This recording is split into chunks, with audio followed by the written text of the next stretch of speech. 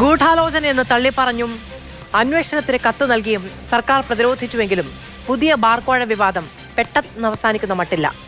നയത്തെക്കുറിച്ച് ഒരു ചർച്ചയും നടന്നിട്ടില്ല എന്ന് മന്ത്രിയും പാർട്ടിയും ആവർത്തിക്കുമ്പോൾ ടൂറിസം വകുപ്പിന്റെ ഇടപെടൽ ചൂണ്ടിക്കാട്ടി മന്ത്രി റിയാസിനെതിരെ കൂടി ആരോപണം ഘടിപ്പിക്കുകയാണ് പ്രതിപക്ഷം.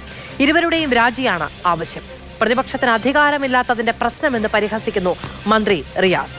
പിരിച്ചതിന്റെ പിന്നിലാര്? ജുഡീഷ്യൽ അന്വേഷണം ആവശ്യമോ? രാജി ആവശ്യത്തിന്റെ അടിസ്ഥാനമെന്ത്? സർക്കാർ വസ്തുതകൾ മറച്ചുവെച്ചു. ഈ ചോദ്യമാണ് സൂപ്പർ പ്രൈം ടൈം എന്ന വിശദമായ ചർച്ചയ്ക്ക് മുന്നോട്ട് വെക്കുന്നത്. നമ്മളോടൊപ്പം അതിഥികൾ ചേരും. CPM-ൽ നിന്ന് ശ്രീ M. പ്രകാശ് മാസ്റ്റർ, കോൺഗ്രസിൽ നിന്ന് ശ്രീ ജ്യോതികുമാർ ചാമക്കാല. ചർച്ചയുടെ വിശേഷം സ്വാഗതം. വിശദമായ ചർച്ചയിലേക്ക്. ഈ ചർച്ച തുടങ്ങുന്ന സമയത്ത് വരുന്ന ഒരു അപ്ഡേഷൻ എന്ന് പറയുന്നത്, നമുക്കറിയാം ഈ ബാർ മുതലാളിമാരുടെ സംഘടനയിൽ ഇടുക്കിയിൽ ഒരു വാട്സാപ്പ് ഗ്രൂപ്പിലേക്ക് വന്ന സന്ദേശവുമായി ബന്ധപ്പെട്ടാണ് ഈ വിവാദങ്ങളെല്ലാം തുടങ്ങുന്നത്. ആ സന്ദേശം അയച്ചത് അവരുടെ ഇടുക്കി ജില്ലാ പ്രസിഡന്റ് അനിമോനാണ്. അനിമോൻ കുറച്ചു മുമ്പ് മാധ്യമങ്ങൾക്കൊക്കെ അയച്ചു നൽകിയ ഒരു വിശദീകരണ കുറിപ്പ് എന്ന് പറയുന്നത്, എന്നെ വിളിച്ചിട്ട് കിട്ടാത്തതിൽ എല്ലാവരും ഖേദിക്കുന്നുണ്ട്, എല്ലാവരും അന്വേഷിക്കുന്നുണ്ട്, അതുകൊണ്ട് ഞാൻ ചില കാര്യങ്ങൾ വിശദീകരിക്കുകയാണ് എന്ന് പറഞ്ഞ് ഇന്നലെ യോഗത്തിൽ നടന്നത്, അതായത് ഈ വിവാദമായ യോഗത്തിൽ നടന്നത് ബിൽഡിംഗ് ഫണ്ട് പിരിവുമായി ബന്ധപ്പെട്ട ഒരു കാര്യമാണ്. മറ്റുള്ളവരെല്ലാവരും സംസ്ഥാനത്തെ മറ്റു ജില്ലകളിൽ നിന്നെല്ലാം വലിയ തോതിൽ സഹകരണം ഉണ്ടായി. പക്ഷേ ഇടുക്കി ജില്ലയിൽ അത്തരം സഹകരണം ഉണ്ടായില്ല. അതുകൊണ്ട് ഇടുക്കി ജില്ലയിൽ നിന്നുള്ള എല്ലാവരും ഈ കാര്യത്തിൽ വലിയ സഹകരണം നൽകേണ്ടതുണ്ട്. ഈ 2.5 ലക്ഷം രൂപ വെച്ച് തരണം എന്ന് പ്രസിഡന്റ് പറഞ്ഞിട്ടുണ്ട്. ആധാരം ചെയ്യാൻ കഴിഞ്ഞില്ലെങ്കിൽ പ്രസിഡന്റ് എന്ന നിലയിൽ സംഘടനയുടെ ഒരു കാര്യത്തിനും ഇനി ഇറങ്ങില്ല എന്നൊക്കെ പറഞ്ഞിട്ടുണ്ട്. അതുകൊണ്ട് ആ പണമാണ് ഞാൻ ആവശ്യപ്പെട്ടത് എന്നാണ് അനിമോന്റെ വിശദീകരണം വരുന്നത്. ഇന്നലെ നമ്മൾ കേട്ടതൊക്കെ മായയാണ്. ഇപ്പോൾ അനിമോൻ പറയുന്നതാണ് യഥാർത്ഥ വസ്തുത എന്ന് നമ്മൾ അനിമോനെ അധികരിച്ച് വിശ്വസിക്കണം എന്നുള്ളതാണ് അദ്ദേഹം മുന്നോട്ട് വെക്കുന്ന ഒരു ആവശ്യം എന്ന് പറയുന്നത്. ഓക്കെ, ശരി, നമുക്ക് വിശദമായ ചർച്ചയിലേക്ക് പോകാം. ശ്രീ ജ്യോതികുമാർ ചാമക്കാല പറഞ്ഞയാൾ പിൻവാങ്ങിയിരിക്കുന്നു. ആ സംഘടന ഇന്നലെ തന്നെ അത് തള്ളിപ്പറഞ്ഞിരിക്കുന്നു. മുൻകാല പ്രാബല്യത്തോടെ അനിമോനെ പുറത്താക്കിയിരിക്കുന്നു. മന്ത്രി മുഹമ്മദ് റിയാസ് പറഞ്ഞതുപോലെ ഈ പ്രതിപക്ഷം ഇപ്പോൾ മുന്നോട്ട് വെക്കുന്ന 2 മന്ത്രിമാരുടെ രാജിയാണ് നിങ്ങൾ ആവശ്യപ്പെടുന്നത്. ഭരണമില്ലാത്തതിന്റെ കൊതിക്കറിവ് കൊണ്ടാണോ നിങ്ങൾ ഈ പറയുന്ന വിവാദം ഉണ്ടാക്കി വരുന്നതും ഈ ആവശ്യം മുന്നോട്ട് വെക്കുന്നതും ഒക്കെ? ഭരണമില്ലാത്തതിന്റെ കൊതിക്കറിവിനെ കുറിച്ചൊക്കെ പറയുമ്പോൾ പലതും നമ്മൾ പറയേണ്ടി വരും. മന്ത്രിസ്ഥാനത്തേക്ക് എത്തിയതും അതിൻ്റെ കുറുക്കുവഴികളെ കുറിച്ചൊക്കെ നമ്മൾ പറയേണ്ടി വരും. നമ്മളെ കൊണ്ട് അത് പറയിക്കാതിരിക്കുന്നതാണ് മുഹമ്മദ് റിയാസിന് നല്ലത്. ഏതായാലും ഇവിടെ ഇത്തരത്തിൽ ഒരു ശബ്ദ സന്ദേശം ഈ ബാർ മുതലാളിമാരുടെ മീറ്റിങ്ങിനിടയ്ക്ക് വെച്ച് ഇത്തരത്തിൽ എന്താ പറയുന്നത്, ഇടുക്കിയിലെ ബാർ മുതലാളിമാരുടെ വാട്സപ്പ് ഗ്രൂപ്പിലേക്ക് അയച്ചത് അനിമോനാണ് എന്ന കാര്യത്തിൽ തർക്കമില്ലല്ലോ. ആർക്കും തർക്കമില്ല. അത് അനിമോനും തർക്കമില്ല. അനിമോനെ സസ്പെൻഡ് ചെയ്തു എന്ന് പറയുന്ന സംഘടനയുടെ പ്രസിഡന്റ് സുനിൽകുമാറിന് തർക്കമില്ല. മന്ത്രിമാരോ സർക്കാരോ അതിനെ എതിർത്തിട്ടില്ല. അന്വേഷണം മാത്രം ആവശ്യപ്പെട്ടു. മന്ത്രി അന്വേഷണം ആവശ്യപ്പെട്ടിരിക്കുന്നു, അതിന്മേൽ അന്വേഷണം തുടങ്ങി എന്നൊക്കെയാണ് പറഞ്ഞു കേൾക്കുന്നത്. അപ്പോൾ ആ ശബ്ദ സന്ദേശം കേട്ട ആർക്കും ഇത്തരത്തിൽ എന്താ പറയുക, ഇവരുടെ കെട്ടിട നിർമ്മാണവുമായി ബന്ധപ്പെട്ട ഫണ്ട് കളക്ഷനെ സംബന്ധിച്ചാണ് അവിടെ ചർച്ച നടന്നതെന്നൊന്നും നമുക്കാർക്കും വിശ്വസിക്കാൻ കഴിയില്ല. ഒന്ന്. രണ്ടാമത്തേത്, ആ മീറ്റിങ്ങിൻ്റെ അജണ്ട വളരെ സ്പെസിഫിക് ആണല്ലോ. ആ അജണ്ടയിൽ വളരെ കൃത്യമായി പറയുന്നുണ്ടല്ലോ എന്തൊക്കെയാണ് ഞങ്ങളുടെ മീറ്റിങ്ങിൽ നടക്കാൻ പോകുന്നതിനെ സംബന്ധിച്ചും. അജണ്ട കൊടുത്ത് വിളിച്ച മീറ്റിങ്ങുമാണല്ലോ. അപ്പോൾ ഞാൻ ആ വിശദാംശങ്ങളെല്ലാം നമ്മുടെ മുമ്പിലുണ്ട്. അപ്പോൾ ഇതൊക്കെ തങ്ങളെ അതായത് വെളുപ്പിച്ച് ഇത് കൂടുതൽ പാണ്ടാകുന്ന രീതിയിലേക്കാണ് ഈ പ്രവർത്തനങ്ങളെ ഈ സംഘടന കൊണ്ടുപോകുന്നത്. എന്തായാലും അവരുടെ കാര്യങ്ങൾ അവർ നടത്തട്ടെ. പക്ഷേ നമ്മളെ സംബന്ധിച്ച് നോക്കൂ, ഈ FKHA state executive meeting at 2 PM on 23rd May 2024 at Ernakulam. Dear members എന്ന് പറഞ്ഞാണ് മീറ്റിംഗ് പോകുന്നത്.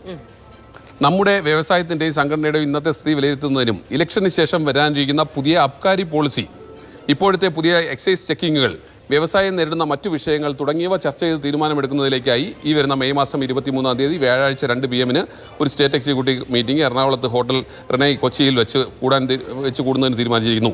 വരുന്ന മെമ്പർമാരുടെ സൗകര്യാർത്ഥം മീറ്റിംഗിന് മുമ്പ് ലഞ്ച് അറേഞ്ച് ചെയ്തിട്ടുണ്ടെന്ന് തുടങ്ങി താഴോട്ട് പോവുകയാണ്. അപ്പോൾ അവിടെ എങ്ങും അവരുടെ അജണ്ടയിൽ തങ്ങളുടെ ഓഫീസ് നിർമ്മാണവുമായി ബന്ധപ്പെട്ട ഒരു കാര്യവും പറയുന്നില്ല. അതിനുശേഷം അദ്ദേഹത്തിൻ്റെ ശബ്ദശകലം പുറത്തു വന്നത് നമ്മൾ കേട്ടാൽ അതിനകത്ത് ഈ ബിൽഡിങ്ങിൻ്റെ കൺസ്ട്രക്ഷനുമായി ബന്ധപ്പെട്ട് പറയുന്നില്ല. ഇവിടെ ഡ്രൈ ഡേ ഒഴിവാക്കിത്തരാം എന്നതുൾപ്പെടെയുള്ള സർക്കാർ സമ്മതിച്ചു കൊടുത്തിട്ടുള്ളതിനെ കുറിച്ചാണ് പറയുന്നത്. മാത്രമല്ല അതിന് ഓരോരുത്തരും 2.5 ലക്ഷം രൂപ വീതം കൊടുക്കണമെന്നാണ് പറയുന്നത്. നമ്മളെന്തിനാണ് അത്തരം കാര്യങ്ങളൊക്കെ ഇത്തരം അദ്ദേഹത്തിൻ്റെ പുതുതായി വന്നതായി അല്ലെങ്കിൽ മാധ്യമങ്ങൾക്ക് അയച്ചു തന്നിട്ടുള്ള ഈ അദ്ദേഹത്തിൻ്റെ പത്രക്കുറിപ്പ് നേരിട്ട് വരാതെ ഒളിച്ചു നിന്നുകൊണ്ട് അയക്കുന്ന ഈ പത്രക്കുറിപ്പിനെ കുറിച്ചൊക്കെ നമ്മൾ ചർച്ച ചെയ്യുന്നത്. കാരണം അത് വെള്ളപൂശാൻ വേണ്ടി, സംഘടനയും സർക്കാരിനെയും വെള്ളപൂശാൻ വേണ്ടി അനിമോനും അതുപോലെ തന്നെ സുനിൽകുമാറും ഉൾപ്പെടെയുള്ളവർ ചേർന്ന് നടത്തുന്ന തിരക്കഥയുടെ ഭാഗമാണ് എന്ന് നമുക്ക് ബോധ്യപ്പെടും. ഇവിടെ വസ്തുതയായി നിൽക്കുകയാണ്. ആദ്യം വന്നിട്ടുള്ള ഓഡിയോയിൽ പറഞ്ഞിട്ടുള്ളത് എന്തെല്ലാമാണ് അത് വളരെ കൃത്യമാണ്. ഞാൻ അതിൻ്റെ വിശദാംശങ്ങളിലേക്ക് വീണ്ടും കടക്കുന്നില്ല.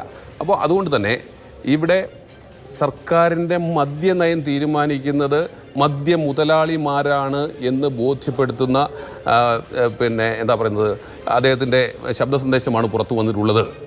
അതിനെ സംബന്ധിച്ച് പിന്നെ അതും ഇതും പറഞ്ഞ് ആനപ്പുറത്തിരിക്കുമ്പം പട്ടിയെ പേടിക്കണ്ട എന്ന് പറയുന്ന പോലെ റിയാസിന് എന്തും പറയാം. പക്ഷേ റിയാസിൻ്റെ കൈകൾ ശുദ്ധമല്ല. അതുപോലെ തന്നെ ശ്രീ എം.ബി. രാജേഷിന്റെ കൈകൾ ശുദ്ധമല്ല. പക്ഷേ എം.ബി. രാജേഷിനെതിരെയായിരുന്നു നിങ്ങളുടെ ആരോപണം. എം.ബി. രാജേഷ് രാജിവെക്കണമെന്നാണ് പ്രതിപക്ഷ നേതാവ് ആവശ്യപ്പെട്ടതും. മന്ത്രി മുഹമ്മദ് റിയാസിലേക്ക് പ്രതിപക്ഷം കേന്ദ്രീകരിക്കുന്നതിന്റെ കാരണം എന്താണ്? അതെന്താ കാര്യം? ഇവിടെ ഡ്രൈ ഡേ പിൻവലിക്കണമെന്ന് ആദ്യം ആവശ്യപ്പെടുന്നത് ടൂറിസം ഡിപ്പാർട്ട്മെന്റാണ്. ടൂറിസം വകുപ്പിന്റെ ആവശ്യാനുസരണം ഇവിടെ ടൂറിസ്റ്റുകൾ 1-ാം തീയതിയെ വരുവുള്ളെന്നാണ് മന്ത്രി റിയാസിന്റെ ഡിപ്പാർട്ട്മെന്റ് പറയുന്നത്. അപ്പോൾ ടൂറിസം പ്രൊമോഷൻ നടത്തുന്നതിന്റെ ഭാഗമായി 1-ാം തീയതിയുള്ള മദ്യനിരോധനം പിൻവലിക്കണം എന്ന് ആവശ്യപ്പെട്ടുകൊണ്ട് എക്സൈസ് ഡിപ്പാർട്ട്മെന്റിനും അതുപോലെ തന്നെ സർക്കാരിനെയും റെക്കമെൻഡ് ചെയ്തിരിക്കുന്നത് ടൂറിസം വകുപ്പ് തന്നെയാണ്. അതുകൊണ്ട് തന്നെയാണ് അവിടെ നിന്നാണ് ഇതിൻ്റെ തുടക്കം അവിടെ നിന്നാണ് എന്നുള്ളത് കൊണ്ടുകൂടിയാണ് ഞങ്ങൾ മുഹമ്മദ് റിയാസ് ഉൾപ്പെടെയുള്ളവർ ഇതിൻ്റെ പിന്നിൽ ഗൂഢാലോചനയിൽ പങ്കുണ്ട് എന്ന് ഞങ്ങൾ വിശ്വസിക്കുന്നത്. ഒന്ന്. രണ്ടാമത്തേത്, മുഹമ്മദ് റിയാസും രാജേഷും മാത്രം തീരുമാനിച്ചാൽ ഈ പോളിസിയാകില്ല. ഈ പോളിസിയാകണമെങ്കിൽ ഇന്നത്തെ രാഷ്ട്രീയ സാഹചര്യത്തിൽ ശ്രീ പിണറായി വിജയൻ അറിയാതെ ഇത്തരം കാര്യങ്ങൾ നടക്കില്ല എന്ന് ഞങ്ങൾക്ക് ബോധ്യമുണ്ട്. നമുക്കെല്ലാവർക്കും ബോധ്യമുണ്ട്. കാരണം കേരളത്തിൽ CPM-നെ സംബന്ധിച്ച് അതിൻ്റെ അവസാന വാക്ക്, പാർട്ടിയെ സംബന്ധിച്ചും ഭരണത്തെ സംബന്ധിച്ചും അതിൻ്റെ അവസാനത്തെ വാക്ക് ശ്രീ പിണറായി വിജയനാണെന്നിരിക്കെ അദ്ദേഹത്തിൻ്റെ അനുഗ്രഹ ആശിസ്സുകളില്ലാതെ ഇത്തരത്തിൽ സർക്കാരും മന്ത്രിമാരും അതുപോലെ തന്നെ ഉദ്യോഗസ്ഥ നേതൃത്വവും ഈ ബാർ മുതലാളിമാരും ചേർന്നുകൊണ്ട് ബാർ മുതലാളിമാർക്ക് അനുകൂലമായ ഒരു എക്സൈസ് പോളിസി രൂപീകരിക്കുന്നതിനെ സംബന്ധിച്ച് ചർച്ച നടക്കില്ല. മാത്രമല്ല ആ പോളിസിയിലുള്ള കാര്യങ്ങളെല്ലാം ബാർ മുതലാളിമാർ തീരുമാനിക്കുന്നു. അവർ ആവശ്യപ്പെടുന്നത് അതുപോലെ നടപ്പിലാക്കി കൊടുക്കുന്ന ഒരു സർക്കാരായി മാറുന്ന സാഹചര്യത്തിലാണ് ഈ ശബ്ദശകലം പുറത്തു വന്നിട്ടുള്ളത്, നമ്മൾ ചർച്ച ചെയ്തിട്ടുള്ളത്. അതിനെ സംബന്ധിച്ച് മുന്നോട്ട് പോയിക്കൊണ്ടിരിക്കും. ശ്രീ എം പ്രകാശൻ മാസ്റ്റർ, നയം തീരുമാനിക്കുന്നത്, സർക്കാരിന്റെ മദ്യനയം തീരുമാനിക്കുന്നത് അബ്കാരികൾ എന്നുള്ളതാണ് പ്രതിപക്ഷത്തിന്റെ ഏറ്റവും കടുത്ത ആരോപണം എന്ന് പറയുന്നത്. ശ്രീ പ്രകാശ് മാസ്റ്റർ, ഇന്നലെ ഈ അനിമോന്റെ ശബ്ദ സന്ദേശം കേരളത്തിൽ വാർത്ത വായിക്കുന്ന എല്ലാവരും കേട്ടതാണ്. ഈ നട്ടുച്ചയ്ക്ക് നിന്നിപ്പോൾ നട്ടപ്പാതിരയാണ് എന്നൊരാൾ പറഞ്ഞാൽ അത് നമുക്ക് തൊണ്ട തൊടാതെ വിഴുങ്ങാൻ കഴിയില്ല. പക്ഷെ അപ്പോൾ നമ്മുടെ മുന്നിൽ വരുന്ന ഒരു വസ്തുതയുണ്ട്. അങ്ങനെ തിരുത്തി പറയണമെങ്കിൽ അതിലൊരു സമ്മർദ്ദം ഉണ്ടാകണം എന്ന് പറയുന്നത്. നേരത്തെ പറഞ്ഞതുപോലെ വെളുപ്പിച്ച് കൂടുതൽ പാണ്ടുപിടിക്കുകയാണ് ഈ പറയുന്ന ബാർ ഹോട്ടൽ അസോസിയേഷൻ നേതാക്കൾ എങ്കിൽ അതിന് പിന്നിലൊരു സമ്മർദ്ദമുണ്ട് എന്ന് ആരെങ്കിലും ചിന്തിക്കില്ലേ? അങ്ങനെ ചിന്തിച്ചാൽ അവരെ കുറ്റം പറയാൻ പറ്റുമോ? ഇവിടെ ഈ ബാറും എക്സൈസും ഒന്നും കേരളത്തിൽ ആദ്യമായിട്ട് ചർച്ചയ്ക്ക് വരുന്നതല്ല. LDFൻ്റെ ഗവൺമെൻറ് വന്ന് അതിൻ്റെ 8 വർഷം പൂർത്തിയാക്കുകയാണ്. ഇതുവരെ UDF ഗവൺമെൻറ്റിൻ്റെ കാലത്ത് ഉന്നയിക്കപ്പെട്ടതുപോലെ ബാറുകളുമായി ബന്ധപ്പെട്ട് ഒരു ആക്ഷേപം കേരളത്തിനകത്ത് ഉന്നയിക്കപ്പെട്ടിട്ടില്ല. ഇവിടെ നിങ്ങൾക്ക് ഓർമ്മയുണ്ടാവും, KPCC അധ്യക്ഷൻ രമേശ് ചെന്നിത്തല, മുൻ മന്ത്രിമാരായിട്ടുള്ള K. ബാബു, VS ശിവകുമാർ ഇവർക്ക് നേരിട്ട് പോയി കാശ് കൊണ്ടുപോയി കൊടുത്തു എന്ന് പറഞ്ഞത് കേരളത്തിലെ മദ്യരാജാക്കന്മാരാണ്. അത് കണ്ടു എന്നുള്ളത് കൃത്യമായ രീതിയിൽ തന്നെ ദൃക്സാക്ഷിയായിട്ട് ചേംബർ ഓഫ് ഭാരവാഹി ഉൾപ്പെടെ സാക്ഷ്യപ്പെടുത്തിയത് നമ്മളെല്ലാം കേട്ടിട്ടുണ്ട്. വിജിലൻസിന് കൊടുത്തിരിക്കുന്ന മൊഴിയിലാണ് ഈ കാര്യം പറഞ്ഞിട്ടുള്ളത്. അന്ന് ബാബു രാജിക്കത്ത് കൊടുത്തത് നമുക്കെല്ലാം അറിയാം.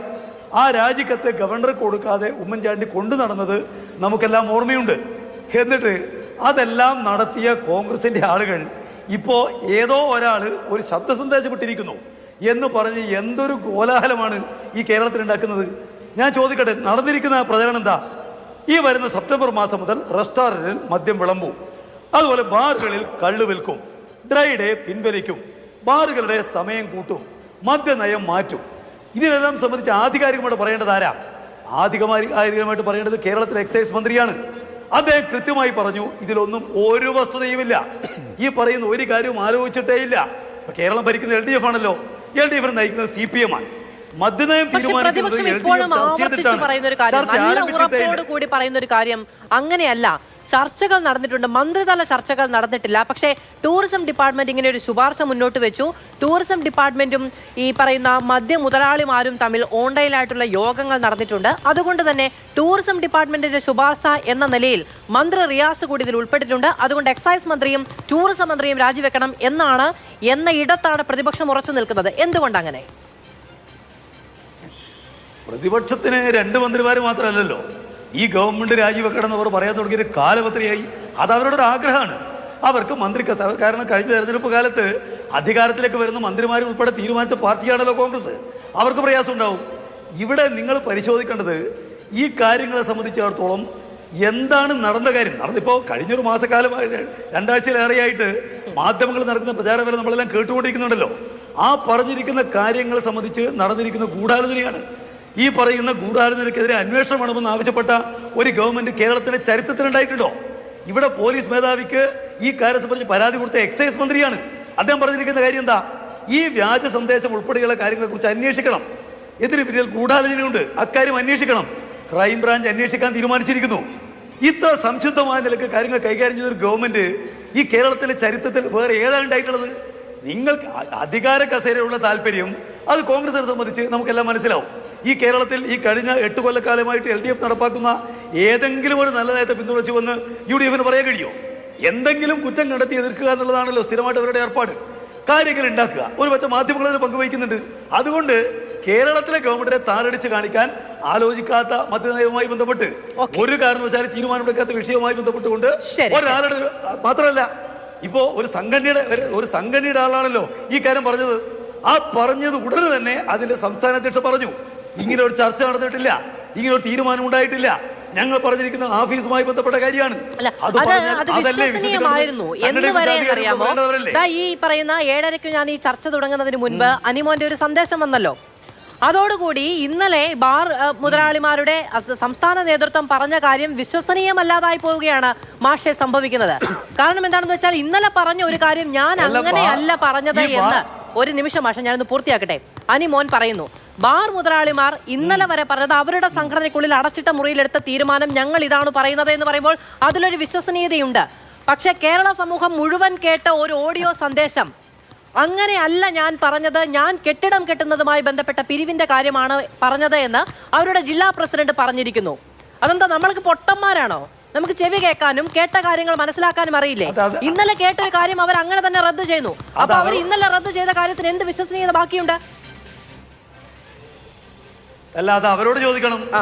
ഇവിടെ ഗവൺമെന്റ് ഞാൻ അവരോട് ചോദിക്കണം നേതൃത്വം തിരിച്ചു പറഞ്ഞല്ലോന്നാണല്ലോ. അവരെ നിങ്ങൾ അധികരിക്കുന്നുണ്ട്. അതുകൊണ്ടാണ് ഞാൻ മാഷോടത് പറഞ്ഞത്. അല്ല, ഞങ്ങളുടെ നിലപാട് ഞങ്ങൾ പറഞ്ഞു. ഈ വിഷയവുമായി ബന്ധപ്പെട്ടുകൊണ്ട് ഇവിടെ ഇപ്പോ അനി പറഞ്ഞിരിക്കുന്ന കാര്യം ഉൾപ്പെടെ ഉള്ളതിൽ ഒരു ഗൂഢാലോചന നടത്തുന്നുണ്ട്. ആരായിരിക്കും ഗൂഢാലോചന? ഈ കേരളത്തിൽ LDF-നെതിരായിട്ട് ആരാ ഗൂഢാലോചന നടത്തുക എന്നുള്ളത് നമുക്ക് പറയേണ്ട കാര്യമില്ലല്ലോ. ഈ പറയുന്ന കാര്യം ഉണ്ടാക്കുന്നതിൽ പരിശോധിക്കണം, അന്വേഷിക്കണമെന്നല്ലേ പറഞ്ഞിരിക്കുന്നത്? ഞാൻ ചോദിക്കുന്നത് ഈ കേരളത്തിലെ സംശയലേശമന്യേ മാഷ് കുറവുണ്ടെങ്കിൽ പറയൂ, ആരാണ് ആ ഗൂഢാലോചന നടത്തിയിരിക്കുന്നത്? ഒരു പറ്റം മാധ്യമങ്ങളും അതുപോലെ കേരളത്തിലെ ഈ പറയുന്ന പ്രതിപക്ഷ നേതാവും UDF-ഉമാണ് ഈ പറയുന്ന കാര്യങ്ങൾ കൈകാര്യം ചെയ്യുന്നത്. ആർക്കറിയാത്തത്? ആരെല്ലാം പങ്കുവച്ചു അത് പരിശോധിക്കണം. മാധ്യമങ്ങളും പങ്കുവച്ചത് മാധ്യമങ്ങളും പ്രതിപക്ഷവും. പക്ഷേ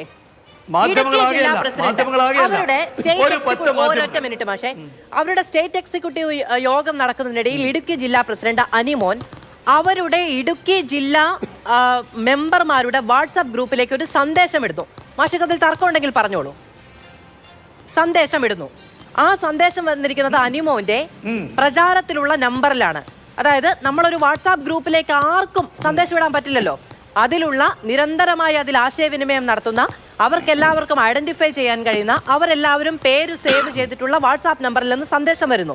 അത് അനിമോൻ തന്നെയാണെന്ന് ബാർ ഉടമകൾ എല്ലാവരും സ്ഥിരീകരിക്കുന്നുമുണ്ട്. സ്ഥിരീകരിക്കാതിരിക്കാൻ കഴിയുകയില്ല. നമ്മുടെ ഫോൺ നമ്പർ ഏതൊക്കെ ആധികാരിക രേഖകളിൽ ബന്ധപ്പെടുത്തിയിട്ടുള്ളതാണ്. അപ്പൊ അനിമോൻ ആ സന്ദേശം ഇടുന്നു. ശരി, അനിമോൻ ആ സന്ദേശം ഇടുന്നു. ആ സന്ദേശം ലീക്ക് ചെയ്തു കിട്ടുന്നു. ഇതിൽ മാധ്യമ ഗൂഢാലോചന എവിടെയാണ് ശ്രീ പ്രകാശൻ മാസ്റ്റർ? മാധ്യമ ഗൂഢാലോചന LDF-നെതിരെ ഈ പറയുന്ന പോലെ ഇപ്പോ ഇരുട്ട് മുറിയിൽ ഇല്ലാത്ത കറുത്ത പൂച്ചയെ തപ്പുന്നു എന്ന് UDF-കാരൻ പറഞ്ഞാൽ നിങ്ങളത് ചർച്ചയാണ്. നിങ്ങൾക്ക് അക്കാര്യമാണ് ചർച്ച. ഇവിടെ കേരളത്തിലെ LDF-ന്റെ ഗവൺമെന്റ് കഴിഞ്ഞ കുറച്ച് കാലമായിട്ട് ചർച്ച ചെയ്തത്, ഞങ്ങൾ ചർച്ച ചെയ്തത് ആ സന്ദേശമാണ്. ആ സന്ദേശമാണ് ചർച്ച ചെയ്തത്. അതായത് ഒരു സർക്കാരിന്റെ അബ്കാരി നയം തീരുമാനിക്കാൻ ആളാം പ്രതി പിരിവെടുത്ത് നൽകുന്നു എന്ന് ഒരു സംഘടനയുടെ ഔദ്യോഗിക നേതൃത്വം സംസ്ഥാന വൈസ് പ്രസിഡന്റ് പറഞ്ഞാൽ അത് വിശ്വസനീയമാണല്ലോ. അപ്പോൾ അത് നമുക്ക് ചർച്ച ചെയ്യാം. അല്ലെന്ന് സർക്കാർ പ്രതിരോധിക്കുകയാണെങ്കിൽ അതും വിശ്വസനീയമാണ്. ഞങ്ങൾ തുടങ്ങിയിട്ടില്ല എന്ന് പറഞ്ഞാൽ അത് വിശ്വസനീയമാണ്. നമ്മൾ ഈ പറയുന്ന പലതരം വാദങ്ങൾ ഒരു മിനിറ്റ് മാഷേ ഇത്തരത്തിലുള്ള വാദങ്ങളൊക്കെയാണല്ലോ ചർച്ചയ്ക്കെടുക്കുന്നത്. അല്ലാതെ ഏകപക്ഷീയമായി അങ്ങോട്ട് പറഞ്ഞു പോവല്ലോ ചെയ്യുന്നത്. അപ്പോ അത് ഔദ്യോഗികമായി വന്നൊരു വാർത്ത ഒരു ഓഡിയോ ശകലം പ്രേക്ഷകരെ കേൾപ്പിച്ച് ഇങ്ങനെ ഒരു വിവാദം ഉയർന്നു വന്നിരിക്കുന്നു എന്ന് പറയുന്നതിൽ മാധ്യമ ഗൂഢാലോചന എവിടെയാണ്? ഇതില് ഈ കേരളത്തിൽ കഴിഞ്ഞ കുറച്ചു കാലമായിട്ട് ഒരു പറ്റം മാധ്യമങ്ങളും ഇതിലെവിടെയാണ് ഗൂഢാലോചന?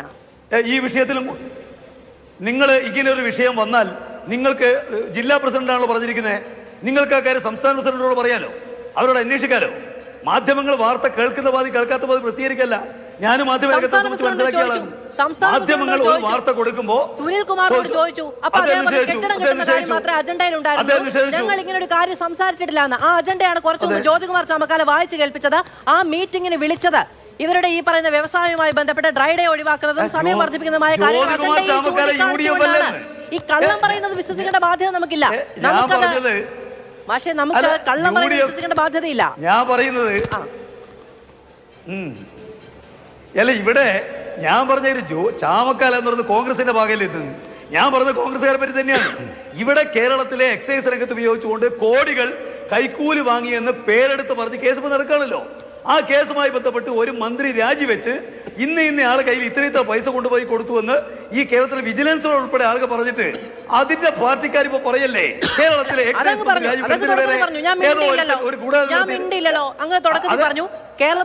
രാജിവെച്ച കാര്യമാണ്. കേരള രാഷ്ട്രീയത്തിൽ അധികാരനായ KM മാണി സാർ രാജിവെച്ച കാര്യമാണ്. ഹൈക്കോടതി പരാമർശം വന്നൊരു കാര്യമാണ്. ഞാൻ മിണ്ടിയില്ലല്ലോ. അങ്ങ് ഇത് എല്ലാ കാലത്തെയും പോലെ അങ്ങനെ പഠിച്ചു വെച്ച ഒരു മാധ്യമ ഗൂഢാലോചനയുടെ തിയറി പറഞ്ഞാൽ അതങ്ങ് തൊണ്ടോടെ വിടാൻ പറ്റുമോ? അതുകൊണ്ടാണ് ഞാൻ അതിൽ അങ്ങയോട് കൗണ്ടർ ചെയ്തത്. ശരി, ഓക്കെ, ഒരു മിനിറ്റ് മാഷേ, ഒരു മിനിറ്റ്. ഞാൻ പറയുന്നത് കഴിഞ്ഞ 8 കൊല്ലക്കാലമായിട്ട് നിങ്ങളെ കൃത്യമായിട്ട് കേരളം കാണുന്നുണ്ട്. നിങ്ങൾ ചെയ്തുകൊണ്ടിരിക്കുന്ന കാര്യങ്ങൾ LDF ചെയ്യുന്ന ഒരൊറ്റ നല്ല കാര്യം നിങ്ങൾ ചർച്ച ചെയ്യാറില്ല. ഞാൻ എല്ലാ സമയത്തും മാതൃഭൂമി അടക്കം ഞങ്ങൾ മാതൃഭൂമിയെ കാണുന്നതാണല്ലോ. ഞാൻ നിരവധി ചർച്ചകൾ പങ്കെടുത്തു. ഞാൻ ഉറപ്പിച്ച് പറയും, കഴിഞ്ഞ 8 കൊല്ലമായിട്ട് മാതൃഭൂമി നടത്തി, ഞാൻ ഉറപ്പിച്ച് പറയാം, കഴിഞ്ഞ 8 കൊല്ലമായിട്ട് മാതൃഭൂമി നടത്തിയ ചർച്ചകളിൽ 90% ചർച്ചകൾ മാതൃഭൂമിയുടെ കുറ്റം പറയാം. അതങ്ങ് അവസാനിപ്പിച്ചു പോകുന്നതായിരിക്കും നല്ലത്. നോക്കൂ, നമുക്ക് എല്ലാവർക്കും ഓരോ നിലപാടുകളുണ്ട് എന്നത് സത്യമാണ്. എല്ലാവർക്കും ഓരോ നിലപാടുകളുണ്ട്. അങ്ങയുടെ പാർട്ടിക്ക് അത്തരത്തിൽ മാധ്യമ പറയാനുള്ള അത്തരത്തിലുള്ള നിലപാട് സ്വീകരിക്കാനുള്ള എല്ലാ അവകാശവും ധാർമ്മികതയും ഉണ്ട്. ഞാനതിനെ ബഹുമാനിക്കുന്നു. പക്ഷേ നമുക്കത് അവിടെ അവസാനിപ്പിക്കാം. ശരി, ഓക്കെ. ശ്രീ ജ്യോതികുമാർ ചാമക്കാല 2 മന്ത്രിമാരുടെ രാജി നിന്ന നിൽപ്പിൽ ആവശ്യപ്പെടാൻ പറ്റില്ല. സർക്കാരിനെ വളരെ കൃത്യമായി കണക്ട് ചെയ്യുന്ന എന്ത് തെളിവാണ് നിങ്ങളുടെ കയ്യിലുള്ളത്? അതായത് ഈ പറയുന്ന ഓഡിയോ സന്ദേശം വന്നു, ശരി, കഴിഞ്ഞ കുറേ നാളുകളായി ഡ്രൈ ഡേ ഒഴിവാക്കണമെന്ന ശുപാർശകൾ, അത് സംബന്ധിച്ച വാർത്തകളൊക്കെ വരുന്നുണ്ട്. ഇത് ഒരു വഴിക്കങ്ങ് അവസാനിപ്പിച്ച് പോവുകയാണെങ്കിൽ, ഡ്രൈ ഡേ അവസാനിപ്പിക്കുകയാണ്, 10-12 ദിവസം അഡീഷണൽ കിട്ടും, കോടിക്കണക്കിന് 1000 കോടി രൂപയുടെ കച്ചവടം നടക്കും. അപ്പോൾ അതങ്ങനെ അവസാനിച്ച് പോവുകയാണെങ്കിൽ ഞങ്ങളുടെ സമ്മർദ്ദബലം എന്ന് വിചാരിച്ച് ആ വഴിക്കൊരു പിരിവങ്ങ് നടത്തിയേക്കാമെന്ന് വിചാരിച്ചാണെങ്കിലോ ആരെങ്കിലും? ഞാൻ അതിലേക്ക് വരാം. ഇവിടെ ഇത്തരത്തിൽ ബാർ ഉടമസ്ഥരുടെ യോഗത്തിൽ നടന്ന വിഷയങ്ങളെ സംബന്ധിച്ച് പുറത്തു വന്നിട്ടുള്ള ശബ്ദ സന്ദേശം, ആ ശബ്ദ സന്ദേശം മാധ്യമങ്ങളും UDFും ചേർന്ന് അല്ലെങ്കിൽ പ്രതിപക്ഷവും ചേർന്ന് നടത്തിയ ഗൂഢാലോചനയുടെ ഭാഗമാണ് എന്ന് പറയുന്ന പ്രകാശനോട് ഉളുപ്പുണ്ടോ എന്ന് ഞാൻ ചോദിക്കുന്നില്ല. കാരണം അതില്ലാത്തതുകൊണ്ട് തന്നെയാണ്. ഞാനിവിടെ ഈ പറഞ്ഞ അതിൽ പങ്കെടുത്ത അനിമോൻ്റെ ഇന്നിപ്പോൾ നിങ്ങളിപ്പോൾ താങ്കളോട് വായിച്ച ആ വാചകം ഞാനൊന്ന് ആവർത്തിക്കാം. ഇന്നലെ നടന്ന യോഗത്തിലുണ്ടായ കാര്യങ്ങൾ എന്ന് പറഞ്ഞാൽ എല്ലാ ജില്ലകളിലും ബിൽഡിംഗ് ഫണ്ടിൽ നല്ല രീതിയിൽ സഹകരിച്ചു. ഇടുക്കി ജില്ലയാണ് ഈ വിഷയത്തിൽ തുടക്കം മുതൽ ഏറ്റവും മോശമായ നിലപാട് സ്വീകരിക്കുകയും സഹകരണക്കുറവ് കാണിക്കുന്നതെന്നും ഈ കാര്യങ്ങൾക്കെല്ലാം പ്രധാന കാരണം ഇടുക്കി ജില്ലാ പ്രസിഡന്റ് അനിമോൻ്റെ നിലപാടാണെന്നും പ്രസിഡന്റ് സുനിൽ യോഗത്തിൽ പരസ്യമായി വിമർശിക്കുകയുണ്ടായി എന്ന് പറഞ്ഞിട്ടാണ് അദ്ദേഹം ഇന്നൊരു ന്യായീകരണം, ഇൻവേർട്ടഡ് കോമയിൽ ന്യായീകരണം കൊണ്ടുവരുന്നത്. എന്നാൽ അദ്ദേഹത്തിൻ്റെ ശബ്ദ സന്ദേശത്തിലുള്ള പ്രസക്തമായ ഭാഗം ഞാനൊന്ന് വായിക്കട്ടെ. ശ്രീ പ്രകാശിന് മനസ്സിലാകില്ലായിരിക്കും, അന്തം കമ്മികൾക്കും മനസ്സിലാകില്ലായിരിക്കും, പക്ഷേ സാധാരണക്കാർക്ക് മനസ്സിലാകും. ഞാൻ അതിൻ്റെ പ്രസക്തമായ ഒരു ഭാഗം ഞാനൊന്ന് വായിക്കാം. ഇലക്ഷൻ കഴിഞ്ഞാൽ ഉടൻ പുതിയ പോളിസി വരുന്നതാണ്. അതിനകത്ത് 1-ാം തീയതി ഡ്രൈ ഡേ എടുത്തു കളയും. സമയത്തിൻ്റെ കാര്യമൊക്കെ ഉണ്ട്. ഇതൊക്കെ ചെയ്തു തരണമെന്നുണ്ടെങ്കിൽ നമ്മൾ കൊടുക്കേണ്ട കാര്യങ്ങൾ കൊടുക്കണം. ഈ ഉളുപ്പുണ്ടോ എന്നുള്ള ചോദ്യം അദ്ദേഹത്തോട് ചോദിക്കുന്നതായിരിക്കും നല്ലത്. ബിൽഡിംഗ് ഫണ്ട് എന്ന ഒരൊറ്റ വാക്ക് അദ്ദേഹം ഉച്ചരിച്ചിട്ടില്ല ഇന്നലെ. ഞാൻ പറഞ്ഞു തരട്ടെ. അതുകൊണ്ട് ഇത് ഇങ്ങനെല്ലാം ചോദിക്കുക. ഇത് എന്നെ തടസ്സപ്പെടുത്തായിരിക്കും. ഇതൊക്കെ ചെയ്തു തരണമെന്നുണ്ടെങ്കിൽ നമ്മൾ കൊടുക്കേണ്ട കാര്യങ്ങൾ കൊടുക്കണം. ഇതുവരെ പിരിക്കേണ്ട തുകയുടെ 1/3 മാത്രമേ സ്റ്റേറ്റ് ഓവർ കിട്ടിയിട്ടുള്ളൂ. ഇത് നമ്മൾ കൊടുക്കാണ്ട് ആരും നമ്മളെ സഹായിക്കില്ല. ബിൽഡിംഗ് ഫണ്ട് സഹായിക്കുന്ന കാര്യമാണോ ഈ പറയുന്നത്? ഇനി അടുത്ത ഭാഗം കേട്ടോളൂ. നമ്മൾ സഹകരിച്ചില്ലെങ്കിൽ വലിയ നാശത്തിലേക്കാണ് പോകുന്നത്. പണ്ടത്തെ അവസ്ഥയിൽ വന്നു കഴിഞ്ഞാൽ അതിനെപ്പറ്റി നമ്മളെല്ലാവരും ഒന്ന് ചിന്തിക്കുന്നത് നന്നായിരിക്കും. ഇലക്ഷൻ കഴിഞ്ഞ് ഒരു പാർട്ടിയും പൈസ മേടിക്കുന്നതല്ല. എന്നാൽ അതിനും പ്രസിഡന്റ് ഒരു ഓപ്ഷനും കാര്യങ്ങളും പറഞ്ഞിട്ടുണ്ട് എന്ന് പറഞ്ഞാൽ ഇവിടെ എവിടെയാണ് ബിൽഡിംഗ് ഫണ്ടിനെ കുറിച്ച് പറയുന്നത്? അപ്പോൾ എല്ലാവരും ഈ അനിമോൻ്റെ ശബ്ദ സന്ദേശം കേട്ടവരെല്ലാവരും അരിയാഹാരം കഴിക്കുന്നവരാണ്. അവർക്ക് കാര്യങ്ങൾ മനസ്സിലാകും. ഇനി ഇവിടെ ശ്രീ പ്രകാശൻ സംസാരിക്കുന്ന കേട്ടാൽ അദ്ദേഹം ബാർ അസോസിയേഷൻ്റെ പ്രതിനിധിയായിട്ട് സംസാരിക്കുന്ന പോലെ എനിക്ക് പലപ്പോഴും തോന്നിയത്. അദ്ദേഹത്തിന് വേദവാക്യമായി കാണുന്നത് സുനിൽകുമാറിൻ്റെ വാചകങ്ങൾ മാത്രമാണ്. ഏതായാലും തർക്കമില്ല. കാരണം CPM-ൻ്റെ നേതാക്കന്മാരും ബാർ അസോസിയേഷൻ്റെ നേതാക്കന്മാരും തമ്മിൽ വലിയ വ്യത്യാസമൊന്നുമില്ല. സുനിൽകുമാറിനെ സംബന്ധിച്ചും രാഷ്ട്രീയമായ അദ്ദേഹത്തിൻ്റെ നിലപാട് നമുക്കറിയാവുന്നതാണ്. ഇവിടെ വസ്തുതകളായി കാണും. ഇവിടെ മീറ്റിങ്ങുകൾ നടന്നില്ല എന്ന് പറഞ്ഞു. ഞാൻ ഒരു വാചകം കൂടി പറയാതിരിക്കാൻ നിർവാഹമില്ല. ഇവിടെ മന്ത്രി ഇന്നലെ ഫേസ്ബുക്ക് പോസ്റ്റ് ഇട്ടിരുന്നു. മന്ത്രി ഫേസ്ബുക്കിലൂടെ നീട്ട് നിവർത്തി അങ്ങ് എഴുതിയിരിക്കുകയാണ്. മന്ത്രി അതിനകത്ത് പറയുന്നത് വളരെ കൃത്യമായി അദ്ദേഹം പറയുന്നു, ഇതുമായി ബന്ധപ്പെട്ട് ഒരു ചർച്ചയും എങ്ങും ആരംഭിച്ചിട്ടില്ലെന്നാണ് അദ്ദേഹം പറയുന്നത്. അദ്ദേഹത്തിൻ്റെ വാചകം തന്നെ കടമെടുത്താൽ ബാറുകളുടെ ഡ്രൈ ഡേ പിൻവലിക്കാനോ ബാറുകളുടെ സമയം കൂട്ടാനോ സർക്കാർ ആലോചിച്ചിട്ട് പോലുമില്ല. ഈ വർഷത്തെ മദ്യനയം സംബന്ധിച്ച് പ്രാഥമിക ആലോചന പോലും തുടങ്ങിയിട്ടില്ല. പ്രാഥമിക ആലോചന പോലും ആരംഭിക്കാത്ത വിഷയത്തിൽ വാർത്തകളുടെ കുത്തൊഴുക്കാണ്. എത്രയോ മീറ്റിങ്ങുകൾ കഴിഞ്ഞു. ഈ ചൈന സുൽ ഉൾപ്പെടെ മീറ്റിങ്ങുകളിൽ പങ്കെടുത്തിട്ടുണ്ടല്ലോ. തെളിവുകൾ ഹാജരാക്കിയാൽ മന്ത്രി മാപ്പ് പറയുമോ? മന്ത്രി ഈ പറഞ്ഞതെല്ലാം തെറ്റാണെന്ന് പറയുമോ? തൽക്കാലം ഞാൻ തെളിവ് പുറത്തുവിടുന്നില്ല എന്ന് മാത്രം ഞങ്ങളുടെ കൈവശം തെളിവുകളുമുണ്ട്. അപ്പോൾ ഈ മീറ്റിംഗ്, ഈ മദ്യ മുതലാളിമാരുടെ മീറ്റിംഗ് താങ്കൾ ചിരിക്കേണ്ടെന്നേ. ഞങ്ങൾ ഈ പറയുന്ന കാര്യങ്ങളെ സംബന്ധിച്ചൊക്കെ ഞങ്ങൾക്ക് നല്ല ബോധ്യമുണ്ട്. ചിരിക്കുന്ന എൻ്റെ അധികാരമല്ലേ? ചിരിച്ചോളൂ. ചിരിക്കുന്ന ഏതൊക്കെ അല്ല ശരി ഞാൻ താങ്കൾക്ക് വിട്ടുതരാം. താങ്കൾ എന്താ പറയുന്നത്? ഇങ്ങനെ മീറ്റിംഗ് നടന്നിട്ടില്ലെന്നാണ് താങ്കൾ പറയുന്നത്? അല്ല പറഞ്ഞോളൂ. ഞാൻ ഈ പറഞ്ഞ മീറ്റിംഗ് നടന്നിട്ടുണ്ട് എന്ന് പറഞ്ഞ് താങ്കൾ ചൈന ഈ സുനിൽകുമാർ ഉൾപ്പെടെ പങ്കെടുത്തിട്ടുള്ള മീറ്റിംഗുകൾ നടന്നിട്ടുണ്ട് എന്ന് പറയുമ്പോൾ താങ്കൾ ഇല്ലെന്നാണോ താങ്കളുടെ അവകാശവാദം? ഇതാരായി ചോദ്യം ചോദിക്കുന്നത്? ഞാൻ ചോദിക്കുന്നത് രമേശ് ചെന്നിത്തലക്കും ബാബു ഇത്ര ലക്ഷം ഉറുപ്പിക കൊണ്ടുപോയി പാർട്ടിക്ക് വേണ്ടിയല്ലേ സംസാരിക്കുന്നേ? അതിന് വേണ്ടിയല്ലേ സംസാരിക്കുന്നേ? നാണം വേണം, നാണം. അതാ പറഞ്ഞ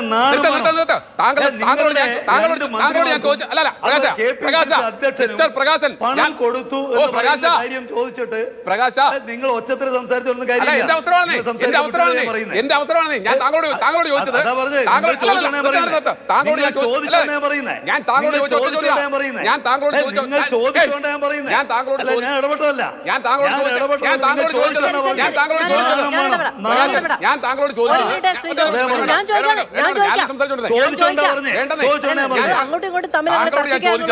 മീറ്റിംഗ് കൂടി എന്ന് ഞാൻ പറഞ്ഞപ്പോൾ താങ്കൾ ചിരിച്ചപ്പോൾ മീറ്റിംഗ് കൂടിയില്ല എന്നാണോ താങ്കളുടെ അഭിപ്രായം എന്നാ ചോദിച്ചത്?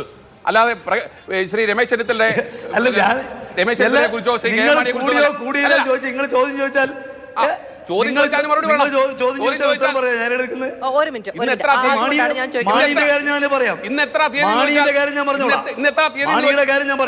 ഇന്ന് എത്ര തീയതി എന്ന് ചോദിച്ചാൽ 1947 ഓഗസ്റ്റ് 15 സ്വാതന്ത്ര്യം കിട്ടിയെന്നല്ല പറയേണ്ടത്. ഇന്ന് തീയതി എത്ര എന്ന് ചോദിച്ചാൽ ഇന്നത്തെ തീയതി പറയേണ്ടത്. ശ്രീ പ്രകാശ് മാസ്റ്റർ ഒരു മിനിറ്റ് ഞാൻ ഇടപെടട്ടെ. ശ്രീ പ്രകാശ് മാസ്റ്റർ ഒരു നിമിഷം ചോദ്യത്തിന് ഉത്തരം പറയാനല്ല ഇരിക്കുന്നത് എന്നുള്ളത് അങ്ങയുടെ നിലപാടാണ് ശരി. പക്ഷെ അങ്ങ് അവിടെ പരിഹാസ രൂപയുടെ ചിരിച്ചുകൊണ്ടാണ് അദ്ദേഹം ചോദിച്ചത് ഇങ്ങനെ ഒരു മീറ്റിംഗ് നടന്നിട്ടില്ലേ എന്നുള്ളത്. ഇതാ നോക്കൂ, ഈ പറയുന്ന മീറ്റിംഗുകൾ നടന്നിട്ടില്ല, ചർച്ചകൾ നടന്നിട്ടില്ല എന്നുള്ളതാണ് സർക്കാരിന്റെ ഏറ്റവും വലിയ ആദ്യത്തെ മറുപടി എന്ന് പറയുന്നത്. നടന്നിട്ടുണ്ട് എന്നാണ് ശ്രീ ജ്യോതികുമാർ ചാമക്കാല പറയുന്നത്. നടന്നിട്ടില്ല എന്നങ്ങ് പറയുന്നുണ്ടോ? അല്ല, ഇതില് നിലപാട് എന്താണെന്നുള്ളത് പറയണത് മന്ത്രിയാണ്. അദ്ദേഹം പറഞ്ഞിട്ടുണ്ട്. നിങ്ങൾ ഉന്നയിച്ചിരിക്കുന്ന കഴിഞ്ഞ 2 ആഴ്ച കാലമായിട്ട് ഉന്നയിച്ചിരിക്കുന്ന ആലോചിച്ചിട്ടില്ല എന്ന് പറഞ്ഞ ഉറപ്പല്ലേ? ഞങ്ങളുടെ CPM സംസ്ഥാന സെക്രട്ടറി പറഞ്ഞിട്ടുണ്ട്. CPM സംസ്ഥാന സെക്രട്ടറി പറഞ്ഞിട്ടുണ്ട്. മദ്യനയം തീരുമാനിക്കുന്നത് മാഷിക്കൊന്ന് പറഞ്ഞൂടെ മീറ്റിംഗ് നടന്നിട്ടുണ്ടോ ഇല്ലയോ? ഞാനാണ് യോഗം നടത്തുന്നത്. അല്ല പക്ഷെ അങ്ങേക്ക് ഉറപ്പുണ്ടല്ലേ? മീറ്റിംഗ് നടന്നിട്ടുണ്ടോ? ശരി, ഞാൻ തുടരട്ടെ മാധു. ശരി, ഞാൻ പറയുന്നത് ഞാൻ തുടരട്ടെ മാധു. മാധു, ഞാൻ തുടരട്ടോ. ശരി. അപ്പോൾ ഞാൻ അദ്ദേഹത്തിന്റെ വാചകം ഒന്നുകൂടി വായിക്കാം. എക്സൈസ് വകുപ്പ് വാർത്തകൾ വിശ്വസിച്ച് അവസരം മുതലെടുക്കാൻ ചില മദ്യനയം സംബന്ധിച്ച് ഈ വർഷത്തെ മദ്യനയം സംബന്ധിച്ച് പ്രാഥമിക ആലോചന പോലും ആരംഭിച്ചിട്ടില്ല എന്നാണ് മന്ത്രിയുടെ വാദം. അതിനെ സംബന്ധിച്ച് ശ്രീ പ്രകാശിന് അറിയില്ല. പക്ഷേ ഞാൻ പറയുന്നു, ചർച്ചകൾ നടന്നിട്ടുണ്ട്. ഔദ്യോഗികമായി വിളിച്ചിട്ടുള്ള ചർച്ചകളിൽ ശ്രീ സുനിൽകുമാർ ഉൾപ്പെടെ പങ്കെടുത്തിട്ടുണ്ട്. അതിനെ സംബന്ധിച്ചുള്ള തെളിവുകൾ ഞങ്ങളുടെ കൈവശമുണ്ട്. ഞങ്ങളുടെ കൈവശമുള്ള തെളിവുകൾ ഞങ്ങൾ വരും ദിവസങ്ങളിൽ അത് പുറത്തു വരും. താങ്കൾ എന്തിനാ അസ്വസ്ഥനാകുന്നേ? ഞാൻ താങ്കളോടല്ലോ സംസാരിക്കുന്നേ. താങ്കൾ എന്തിനാ അസ്വസ്ഥനാകുന്നേ? കേൾക്കൂ. അതിനെ സംബന്ധിച്ച് ഞങ്ങളുടെ കൈവശ തെളിവുകളുണ്ട്. അത് വരും ദിവസങ്ങളിൽ പുറത്തുവിടും. അതിന്റെ മറുപടി പ്രകാശം പറയേണ്ട, അതിന്റെ മറുപടി എം പി രാജേഷ് പറഞ്ഞാൽ മതി. തീർന്നല്ലോ പ്രശ്നം. ഞാൻ എം പി രാജേഷിനെതിരായിട്ട് സംസാരിച്ച് എം പി രാജേഷ് മറുപടി പറഞ്ഞോടെ. താങ്കൾക്ക് അറിയില്ലെങ്കിൽ താങ്കൾ പറയണ്ട. ഇവിടെ പറഞ്ഞ ചില കാര്യങ്ങളെക്കുറിച്ചുകൂടി ഞാൻ പറയാതെ പോകുന്നത് ശരിയല്ല. ഇവിടെ എക്സൈസ് മന്ത്രി പരാതി നൽകിയെന്നാണ് പറഞ്ഞത്. ശരി, എക്സൈസ് മന്ത്രി പരാതി നൽകി. ഇപ്പോൾ എന്താ പറഞ്ഞിരിക്കുന്നത്? ഇപ്പോൾ അനിമോൻ പറഞ്ഞിരിക്കുന്നത് തൻ്റെ താൻ പറഞ്ഞത് ദുർവ്യാഖ്യാനം ചെയ്തു എന്നാണ് പറഞ്ഞിരിക്കുന്നത്. ഇതിൽ നമ്മൾ എന്താ മനസ്സിലാക്കേണ്ടത്? ഞാനത് ചോദിക്കട്ടെ. ഈ സംസ്ഥാനത്ത് ഇപ്പം പത്രത്തിൽ അടിച്ചു വന്നതും അദ്ദേഹത്തെ സംബന്ധിച്ച് അദ്ദേഹത്തിൻ്റെ ശബ്ദശകലവും നമ്മൾ കൃത്യമായി ശബ്ദ സന്ദേശവും നമ്മൾ കൃത്യമായി കേട്ടതാണ്. അദ്ദേഹം ഈ സർക്കാരിൻ്റെ മദ്യനയത്തെ സംബന്ധിച്ച് ചർച്ച ചെയ്യാൻ അത് അനുകൂലമാകണമെങ്കിൽ 2.5 ലക്ഷം രൂപ കൊടുക്കണമെന്ന് പറഞ്ഞ് നമ്മൾ കേട്ടതാണ്. അങ്ങനെ പറഞ്ഞ ഒരാളുടെ ശബ്ദ സന്ദേശം പുറത്തു വന്നിട്ടും അദ്ദേഹം ബാർ മുതലാളിമാരുടെ ഉടമസ്ഥർ പറയുന്നതാണ് സർക്കാരിനെയും ആ സംഘടനയെയും ആക്ഷേപിക്കാൻ വേണ്ടി ഇത്തരത്തിലൊരു ഗൂഢാലോചനയുടെ ഭാഗമായി വന്നതാണ്. അങ്ങനെ ഒരു ഗൂഢാലോചന സർക്കാരിനെ അട്ടിമറിക്കാൻ നടത്തിയിട്ടുണ്ടെങ്കിൽ 24 മണിക്കൂർ കഴിഞ്ഞ് 48ാമത്തെ മണിക്കൂറിലേക്ക് കിടക്കുകയല്ലേ? ഈ അനിമോനെ ഇതുവരെ അറസ്റ്റ് ചെയ്തിട്ടുണ്ടോ? എന്തുകൊണ്ട് ഈ സംഘടന, താങ്കൾ കൂടി ഇപ്പോൾ വാദിച്ച സംഘടന, സുനിൽകുമാറിന്റെ സംഘടന, എന്തുകൊണ്ട് ഇപ്പോഴും ഈ അനിമോനെതിരെ ഒരു കേസ് കൊടുക്കുന്നില്ല? ഇപ്പോൾ അനിമോനെ കൊണ്ട് എന്താ പറയുന്നത്? ഇവിടെ സുനിൽകുമാർ പറഞ്ഞതും സർക്കാരിന്റെ വാദഗതിയും ചേർത്തുകൊണ്ട് അനിമോനെ കൊണ്ട് ഇപ്പോൾ ഒരു സ്റ്റേറ്റ്മെന്റ് ഇറക്കിച്ചിരിക്കുന്നു. അതുകൊണ്ട് അനിൽമോൻ്റെ സ്വന്തം ശബ്ദത്തിൽ പുറത്തു വന്നിട്ടുള്ള കാര്യങ്ങളൊന്നും ഇല്ലാതാകുമോ? പിന്നെ ഇപ്പോഴും ചോദിക്കുന്നത് പണ്ട് നടന്ന ബാർ കോഴ എന്ന വിഷയത്തെ സംബന്ധിച്ചാണ് ഇപ്പോഴും സംസാരിച്ചുകൊണ്ട് അദ്ദേഹം തുടങ്ങിയത് തന്നെ അതിലാണ്. അദ്ദേഹം സംസാരിക്കുന്ന കേട്ടാൽ തോന്നും പഴയ ബാർ കോഴയുടെ ചർച്ചയെക്കുറിച്ചാണ് ഇവിടെ ചർച്ച ചെയ്യുന്നതെന്ന്. അല്ല, ഇവിടെ LDF സർക്കാർ അധികാരത്തിൽ വന്നതിന് ശേഷം ഇപ്പോൾ നടത്തിക്കൊണ്ടിരിക്കുന്ന ബാർ കോഴയുമായി ബന്ധപ്പെട്ട് 20 കോടി രൂപ മദ്യ മുതലാളിമാരിൽ നിന്നും പിരിച്ചെടുത്ത് ഈ പാർട്ടി CPM എന്ന പാർട്ടിയും സർക്കാരും അവരിൽ നിന്നും കൈക്കൂലി വാങ്ങിക്കൊണ്ട് മദ്യ മുതലാളിമാർക്ക് അനുകൂലമായ ഈ നയം, മദ്യനയം ഉണ്ടാക്കുന്നതിൻ്റെ ഭാഗമായിട്ടുള്ള ചർച്ചയെക്കുറിച്ചാണ് നമ്മൾ സംസാരിക്കുന്നത്. നിങ്ങൾ ഒത്തിരി പറഞ്ഞല്ലോ, ശ്രീ കെ മാണി ഉൾപ്പെടെയുള്ളവരെ കുറിച്ച്. ഞാൻ അതിലേക്ക് ഒന്നും പോകുന്നില്ല. പറഞ്ഞില്ല, അദ്ദേഹം പറഞ്ഞ കെ ബാബുവിനെ കുറിച്ച് മാത്രമാണ്. നിങ്ങൾ അത് പറയത്തില്ലെന്നേ, പറയാൻ പറ്റില്ലല്ലോ. അവർക്കിപ്പോൾ പറയാൻ പറ്റില്ലല്ലോ. ഞാൻ ശ്രീ പ്രകാശനോട് ഒറ്റ ചോദ്യം ചോദിച്ചാൽ അദ്ദേഹം അവിടെ നിർത്തുമല്ലോ. കെ മാണി അഴിമതിക്കാരനാണെന്ന അഭിപ്രായം CPM ഇപ്പോൾ ഉണ്ടോ എന്ന് ചോദിച്ചാൽ അവർ പറയില്ലപ്പോൾ. പറയുമോ? എങ്ങനെ പറയാൻ പറ്റും അവർക്ക്? അപ്പോൾ ഞാൻ എന്തായാലും അവരെടുത്ത ചൂണ്ടയിൽ കൊത്താൻ ആഗ്രഹിക്കുന്നില്ല. ഇവിടുത്തെ പരമപ്രധാനമായ വിഷയം ശ്രീ MP രാജേഷും ശ്രീ മുഹമ്മദ് റിയാസും മുഖ്യമന്ത്രിയുടെ അനുഗ്രഹാശിസോടുകൂടി മദ്യവരാജാക്കന്മാർക്ക് അനുകൂലമായി ഉണ്ടാക്കാൻ ശ്രമിച്ച ഈ പറയുന്ന എക്സൈസ് പോളിസിയെ സംബന്ധിച്ചാണ്. പിന്നെ മന്ത്രി സ്ഥിരമായി ചോദിച്ചുകൊണ്ടിരിക്കുന്നു, മന്ത്രി അദ്ദേഹത്തിൻ്റെ പോസ്റ്റിൽ അദ്ദേഹം ചോദിക്കുന്നത് എന്താണ്? ഞങ്ങൾ എന്ത് സേവനമാണ് ഈ മദ്യ മുതലാളിമാർക്ക് ഞങ്ങൾ അധികാരത്തിൽ വന്നതിന് ശേഷം ചെയ്തു കൊടുത്തിട്ടുള്ളതെന്ന് അദ്ദേഹം ചോദിക്കുന്നത് അല്ലേ? എന്ത് സേവനമായി ചെയ്തു കൊടുക്കാത്തത്? എന്ത് സേവനമായി ചെയ്തു കൊടുക്കാത്തത്? അവർ പറയുന്നു ഞാനൊന്ന് ചോദിക്കട്ടെ, ഇവിടെ ഈ മന്ത്രിസഭ അധികാരത്തിൽ വന്നതിന് ശേഷം എന്തുകൊണ്ടാണ് TOT പിരിക്കുന്നതിൽ, ടേൺ ഓവർ ടാക്സ് പിരിക്കുന്നതിൽ ഇവർ അമാന്തം കാണിക്കുന്നത്? ഇവിടെ ഈ സർക്കാർ അധികാരത്തിൽ വന്നപ്പോൾ, LDF സർക്കാർ അധികാരത്തിൽ വന്നപ്പോൾ ഈ സംസ്ഥാനത്ത് വെറും 29 ബാറുകൾ മാത്രമേ, 5 സ്റ്റാർ ഫെസിലിറ്റി ഉള്ള ബാറുകൾ മാത്രമേ. ടേൺ ഓവർ ടാക്സുമായി ബന്ധപ്പെട്ട് അങ്ങ് പറഞ്ഞ പോസ്റ്റിൽ തന്നെ ഉണ്ട് ഏതാണ്ട് 3.5 കോടി രൂപയോളം കഴിഞ്ഞ 6 മാസത്തിനുള്ളിൽ പിരിച്ചെടുത്തിട്ടുണ്ട്. ഞാൻ അതിലേക്ക് വരാം. ഞാൻ അതിനെക്കുറിച്ച് നന്നായി പഠിച്ചിട്ടാണ് വന്നിരിക്കുന്നത്. ടേൺ ഓവർ ടാക്സ് എന്താണെന്ന് എനിക്ക് നന്നായിട്ട് അറിയാം. ഞാൻ പറയാം. ഇവിടെ 749 ബാറുകൾ ഉണ്ടായിരുന്ന ഈ സംസ്ഥാനത്ത് വെറും 29 ബാറുകൾ മാത്രമായി അവശേഷിച്ച് 720 ബാറും പൂട്ടിയതിനു ശേഷമാണ് UDF സർക്കാർ അധികാരത്തിൽ നിന്ന് പോയത്. 29 ബാർ ഉണ്ടായിരുന്ന സ്ഥലത്ത് ഈ വർഷം ബാർ ലൈസൻസ് റിന്യൂ ചെയ്തിട്ടുള്ളത് 800 ബാർ ഉടമസ്ഥരാണ് ബാർ ലൈസൻസുകൾ റിന്യൂ ചെയ്തിട്ടുള്ളത്. അതായത് 800 ബാറുകൾ പുതുതായി തുറന്നു കൊടുത്തു. പൂട്ടിയത് മാത്രമല്ല, അതിനപ്പുറത്തേക്കും കൊടുത്തു. എന്നിട്ട് അവരുടെ പോളിസി? മദ്യവർജനം. നമ്മളിപ്പോഴും അന്തരിച്ച KPSC ലളിതയും അതുപോലെ തന്നെ ശ്രീ ഇന്നസെന്റിനെയൊക്കെ ഓർക്കാറുണ്ട്. അവരെ വെച്ച് നടത്തിയ പരസ്യ പ്രചാരണത്തെ സംബന്ധിച്ച് നമുക്ക് ഓർമ്മയില്ലേ? ഇവിടെ മദ്യം ഒഴുക്കില്ല, ബാറുകൾ ഒന്നും തുറക്കില്ല എന്നൊക്കെ പറഞ്ഞത് നമ്മൾ കേട്ടിട്ടുള്ളതാണ്. എന്നിട്ട് ആ മദ്യനയത്തിൽ വെള്ളം ചേർത്തു അവിടെ മുതൽ ഇപ്പോൾ സംസ്ഥാനത്ത് 800 ബാറുകളുണ്ട്.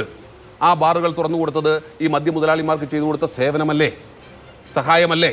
ഒന്ന്. രണ്ടാമത്തേത്, ഇതിനോടൊപ്പം UDF സർക്കാർ ഓരോ വർഷവും ഒക്ടോബർ മാസം 2-ാം തീയതി മൊത്തം ഉള്ള ബിവറേജിൻ്റെയും അതുപോലെ പിന്നെ അതിനോടൊപ്പം ചേർന്നു പിന്നെ കൺസ്യൂമർ ഫെഡിൻ്റെയും ചില്ലറ വിൽപ്പനശാലകൾ അത് 10% വീതം അടച്ചുപൂട്ടുമെന്നും 10 വർഷം കൊണ്ട് അത് പരിപൂർണമായും അവസാനിപ്പിക്കുമെന്നും UDF സർക്കാർ തീരുമാനിച്ചിരുന്നു. അതിൻ്റെ ഭാഗമായി 2 വർഷം അത്തരത്തിൽ ഈ ചില്ലറ വിൽപ്പനശാലകൾ പൂട്ടുകയുണ്ടായി. ആ ചില്ലറ വിൽപ്പനശാലകൾ തുറന്ന് പ്രവർത്തിപ്പിക്കാൻ ഈ സർക്കാർ തീരുമാനിച്ചിട്ട് 2 വർഷത്തോളമാകുന്നു. ആ ചില്ലറ വിൽപ്പനശാലകൾ തുറന്ന് പ്രവർത്തിപ്പിക്കാൻ തീരുമാനിച്ച ഈ സർക്കാർ ബാർ മുതലാളിമാരോട് കാണിച്ച് അവർക്ക് പെട്ടെന്ന് തുറന്നു കൊടുത്തതുപോലെ 2 വർഷം മുമ്പെടുത്ത തീരുമാനവും ഇപ്പോഴും നടപ്പിലാക്കാത്തത് എന്ത്? കാരണം ബാർ മുതലാളിമാരുടെ തടസ്സമാണ്. അവർക്ക് കച്ചവടം കുറയും. അതുകൊണ്ട് എത്ര എണ്ണം തുറന്നിട്ടുണ്ട്, ഇനി എത്ര എണ്ണം തുറക്കാനുണ്ട് എന്ന് കണക്കുണ്ടെങ്കിൽ അദ്ദേഹം പറയില്ലെങ്കിൽ ഞാൻ പറഞ്ഞുതരാം. അപ്പോൾ ആ രീതിയിൽ ചില്ലറ വിൽപ്പനശാലകൾ, സർക്കാരിൻ്റെ ഉടമസ്ഥതയിലുള്ള ചില്ലറ വിൽപ്പനശാലകൾ തുറക്കുന്ന കാര്യത്തിൽ അമാന്തം കാണിച്ച് ബാർ മുതലാളിമാരെ സഹായിക്കുന്നുണ്ട്. രണ്ടാമത്തേത്. മൂന്നാമത്തേത് TOT, turn over tax. Turn over ടാക്സിനെ കുറിച്ച് ഞാൻ അടുത്ത ഊഴത്തിൽ പറഞ്ഞാൽ മതിയെങ്കിൽ അടുത്ത ഊഴത്തിൽ പറയാൻ ഇച്ചിരി വിശദമായി പറയാനുള്ളത് കൊണ്ട് മാത്രമാണ്. ശരി. ശ്രീ M. പ്രകാശൻ മാസ്റ്റർ, എന്ത് സഹായമാണ് സർക്കാർ ചെയ്തിട്ടുള്ളത്? 12 ലക്ഷം രൂപയാണ് ഞങ്ങൾ ലൈസൻസ് ഫീസ് ഇനത്തിൽ കഴിഞ്ഞ കുറേ നാളുകൾക്കിടയിൽ, അതായത് ഈ 2 സർക്കാരുകൾക്കിടയിൽ വർധന വരുത്തിയത്. ഏതാണ്ട് 35 ലക്ഷമായി അത് വർദ്ധിപ്പിച്ചിട്ടുണ്ട്. ബിവറേജസ് ഔട്ട്ലെറ്റുകൾ അത് പരമാവധി കുറയ്ക്കണം എന്നുള്ളതാണ് ബാർ മുതലാളിമാരുടെ ആവശ്യം. പക്ഷേ അതിന് അനുമതി കൊടുത്തിട്ടുണ്ട്. ലൈസൻസ് ഫീസ് കൂട്ടിയിട്ടുണ്ട്. ടേൺ ഓവർ ടാക്സ് പിരിക്കുന്നുണ്ട്. ലൈസൻസ് സസ്പെൻഡ് ചെയ്യുന്ന നടപടികൾ ഞങ്ങളാണ് തുടങ്ങി വെച്ചത്. പിഴ വലിയ തോതിൽ വർദ്ധിപ്പിച്ചത് ഞങ്ങളാണ്. തുടങ്ങിയതാണ് അവകാശവാദങ്ങൾ. പക്ഷേ ജ്യോതികുമാർ ചാമക്കാല പറയുന്നു നിങ്ങൾ ചെയ്തത് മുഴുവൻ ബാർ ഉടമകൾക്ക് സഹായകരമായ നിലപാടുകളാണ് എന്ന്. എക്സൈസുകാരുടെ കയ്യിൽ നിന്ന് കോടികൾ വാങ്ങിയ കോൺഗ്രസിൻ്റെ ആളുകളുടെ വാദത്തെ ഖണ്ഡിക്കേണ്ടത് തന്നെ ആവശ്യമില്ല. എങ്കിലും അദ്ദേഹം പറഞ്ഞല്ലോ, ഇവിടെ 2016 ഞങ്ങളുടെ ഗവൺമെൻറ് വരുമ്പോൾ 23 ലക്ഷമാണ് ലൈസൻസ് ഫീസ്.